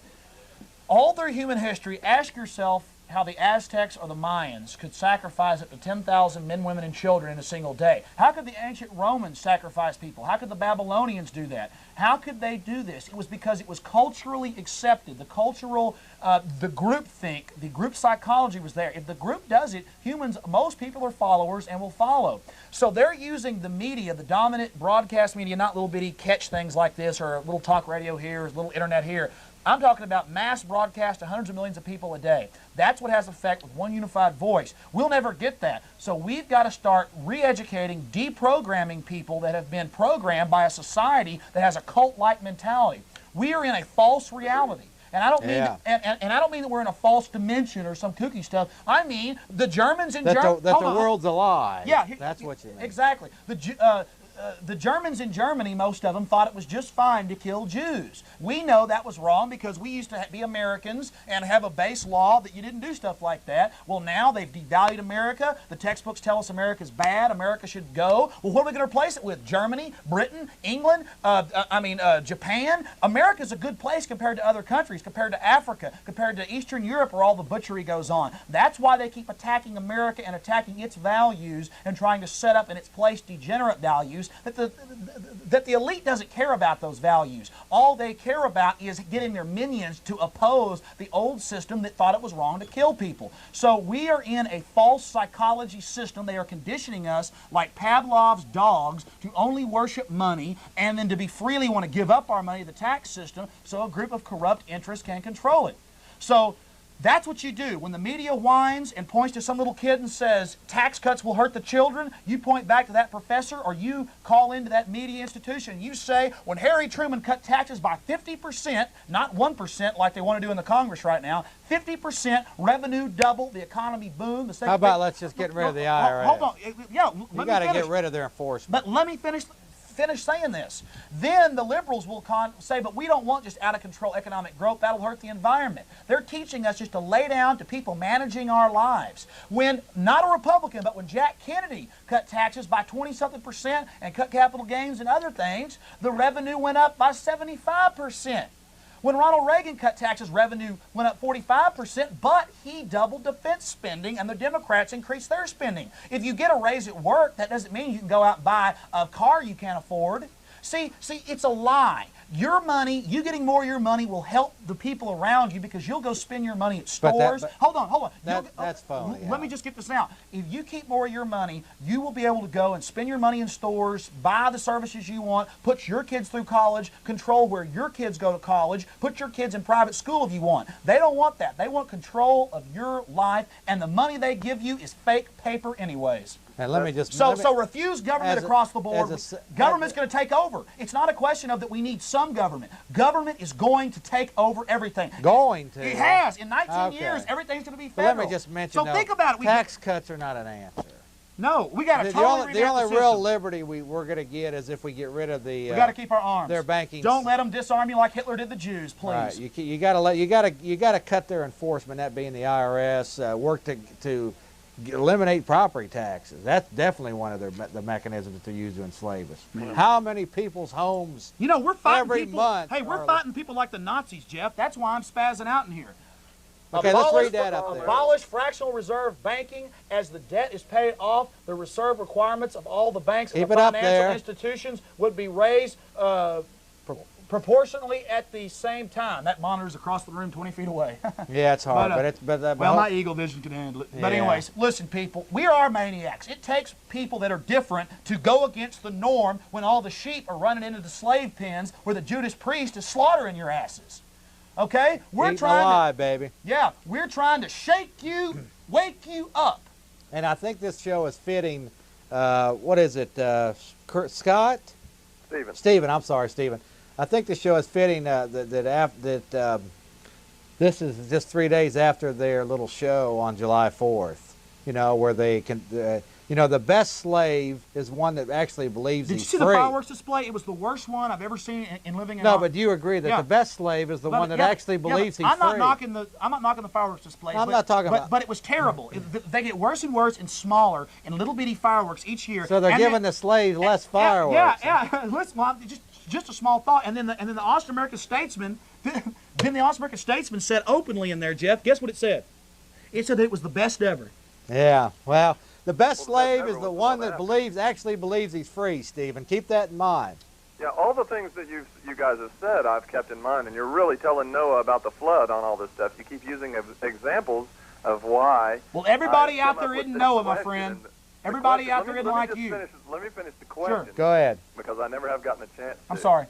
The entire question is, and it's a real simple one, is what is the solution? What can we do besides be informed, make other people informed, and vote? There has been an absolute shift of power to the other side. Okay, let me answer briefly. Really, of some sort of revolution, which is never going to happen. Let me let me ask you something, Steve. Is the pendulum going to swing to that side? Let me just mention to you, Steve. First off, I for one believe voting is all but out. We've got to fight their propaganda, man to man, person to person. Get in cells, get in groups. That's really about all you can do right now. Is inform yourself, try to get others informed, keep your powder dry, support groups that are true patriots. Yeah, we're Jews inside and that's Germany. Really that's about all we can do. Hey, we're Jews inside Germany. At this time. Hey, we're Christians. We're Christians inside Rome when Nero's running things. We're that Inca princess fixing to be sacrificed in southern Mexico. At this time, I would say that's the bulk of all we can do. Yeah, I mean Wouldn't you say that's really at this time? We're in Rome. We are in Rome. Yeah, we're in Rome. They've got the sports going just like they had the gladiators. They let the slaves entertain themselves on vacations and trips, and they give them fireworks on July 4th. They give them the Dallas Cowboys and the Houston Oilers. You know, they're the same. And we watch football games too, but we still can think about politics. Right, we know we understand what the game's being played on. I mean, I'm not saying don't watch sports, don't take your date out, don't go see. I mean, I do stuff like that. I'm saying people can still see the lies. I mean, it doesn't make sense to let the federal government control your local police force. There's no reason to do that. We have to have an entire show, and I'll probably do that within this next month on just solutions. That would be great. Okay, you got it. I'm going to do it. Right. Alex, Listen, I want your help on this. And I give us a call in the comment line if you have any other solutions that we might use. Yeah, and if we could, your producer could put up my comment line too. And we'll get together and we'll have a show on solutions. Great. Well, I appreciate and organizations that I believe that are fighting for solutions. I like John Trockman's Militia Montana. I like Jack McLamb's Operation Vampire Killer. There are groups out there that are actually doing things, and it's working. International Rights. Well, Foundation. what McClam is doing is absolutely key. Educating the enforcers. Go up to police in a nice way, dress nice. When you see them at a store, say, "Officer, please stand up for people's individual rights," because a lot of cops, I've read their literature, they know what's going on. They are very, very frightened by it. And I'll tell you something else, Steve, too. Stay out of a lot of these mainstream churches, because if you understand how the slave masters work, they themselves know that a lot of people are getting frustrated by politics and the economy and all of this kind of thing. So what they've had to do is they've had to find another forum for them, and that being organized religion. There's no question that the World Council of Churches and all. Religion's a great way to inject that stuff right into the vein. Right. What they are, it's the Obey Caesar church. Well, let's get this straight. It's not just Christian churches. It's all of it. It's environmentalism is a religion. All of it. It's all. They do nothing for the environment. These environmentalists don't even know where the paychecks come from. They come from international bankers. It's everything. Rockefeller set up all the environmentalist movements in this country 100 years ago. Yeah, I know. As an excuse to take private property. In fact, they're funding the World Wildlife Fund, the National Sierra I know Fund. you know. I'm talking about all them. These foundations and things. So look, Alex was right on way back though. There is no anybody that thinks there's an easy solution to this problem just doesn't understand the problem. So they've got lower level minions that they allow to steal from us at all levels. They're starting to employ criminals. In fact, let me tie one in.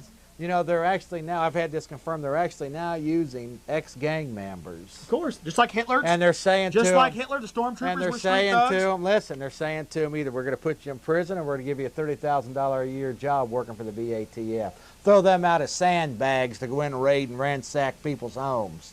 Isn't that great? They get the lowest riffraff in the community that doesn't have any respect for anybody's property. I want police to start. Use them as the sandbag. I want to say something to the police officers out there. Don't you be afraid of losing your little job, because I'm putting my life on the line, officer, just like you do to supposedly protect us. I know this isn't an officer on the phone, but officers out there. You need to get out there. You need to start talking back to these superiors. You need to start refusing. You need to get together and form groups that are against the government running things. Federal government. I don't understand why you think that would work. Why would they give up their power when we already have? Who's that? Who are you talking government. about? I mean, why would I'm we just go throwing out. Let me tell you, Listen, you know why? You know why the conspirators. Hold on. Wait a minute. The conspirators you know why are communism finally pretty much fell in Russia? It pretty much fell in. Come on. Well, it's still organized crime runs it there. I know that, but a new form of crime is there. It's because the Russian troops. That whole thing was phony. I know, but the Russian troops would not fire on their own citizens. Okay, I'm wrong camera. That's the only thing that we got counting for us is that finally our police will start waking up and we'll say, wait a minute, and we'll say, wait a minute, the Supreme Court just ruled this is unconstitutional. You have a lot more faith in humanity than I do. Then. Well, they're expendable. Either they wake up and realize how they're being Germany used. Didn't fall because of Hey that. man, they're going to eat this sucker too, just all I'm doing is the last act of defiance as we are entered totally into the last phases of a decline of civilization here.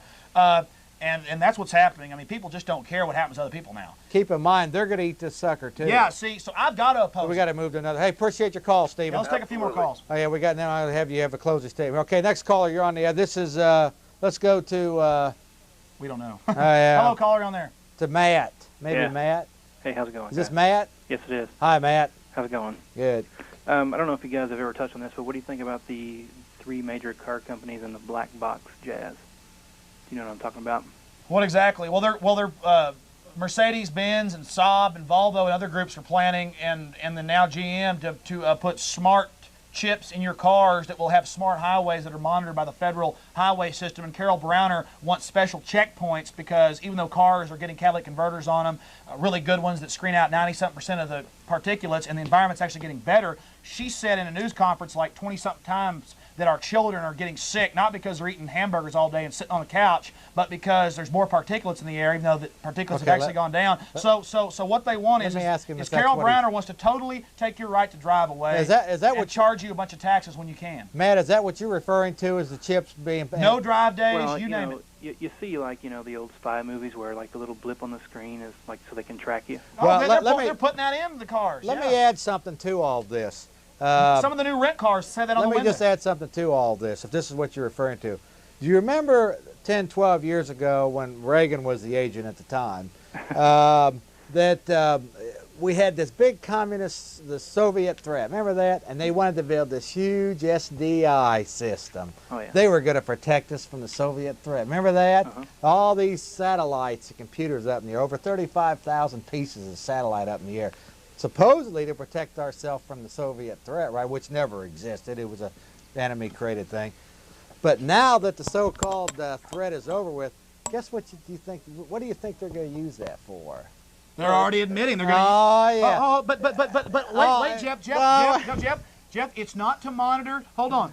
Yes, hold it on, is. Hold on. Spying on us. I know, but they're telling us it's not to monitor the people. They're only going to start monitoring the national parks for the environment. See, that's everything's for the environment or for the children. It's kind of ironic though that they're installing chips in new cars. In fact, a new rental car that a friend of mine just had right on the window. It stated, "This car is tracked by global positioning satellite." In the last 3 minutes, I want to say just one thing. Go ahead. Yeah, I appreciate your call, Steve.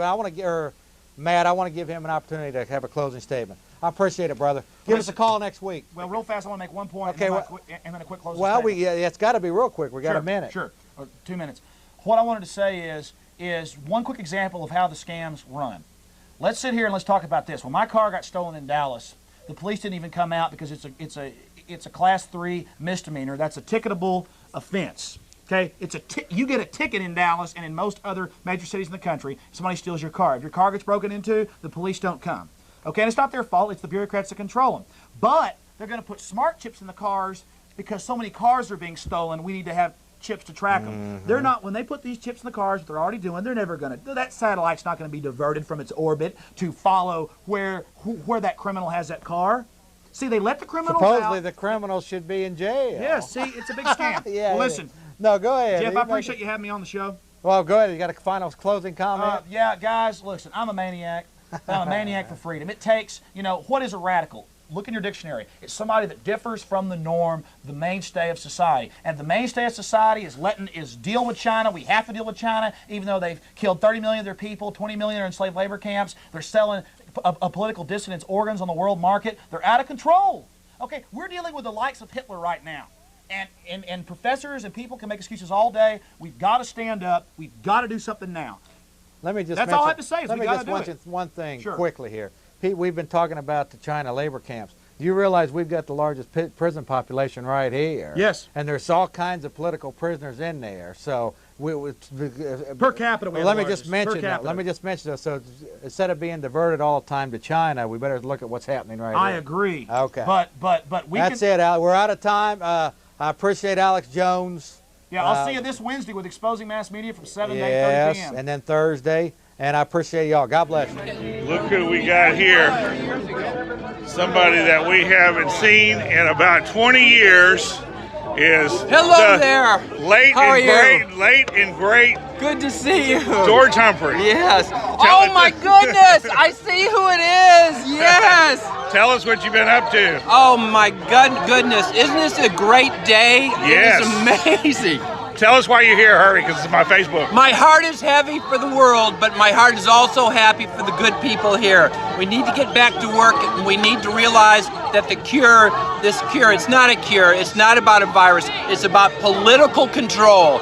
And we are free and sovereign, and we have the choice to either be slaves or to be free. I choose to be free, yes. Well, guess what I did? I bought about $20,000 worth of editing equipment and hired some people to put all the tapes on for the last 25 years, and you're on there. So I want you to, and I'm gonna plug my YouTube channel. Okay, great. Mike Hanson Archives, Hanson Archives, and Waco Archives. I didn't recognize you at the start. Okay, so I need you to say, this is George Humphrey, and I love Mike Hanson Archives. This is George Humphrey, and this guy is awesome. Mike Hanson, the Mike Hanson Archives. Check it out. You're on there. We just put about 3 tapes of you on there.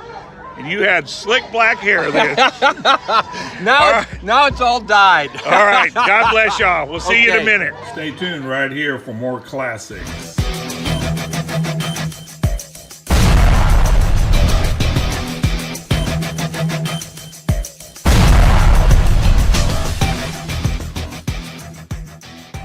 Long live the Constitution!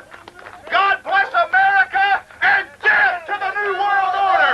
We shall, we must, and we will prevail because we're willing to stand up against what's happening. God bless the Republic and the United States, and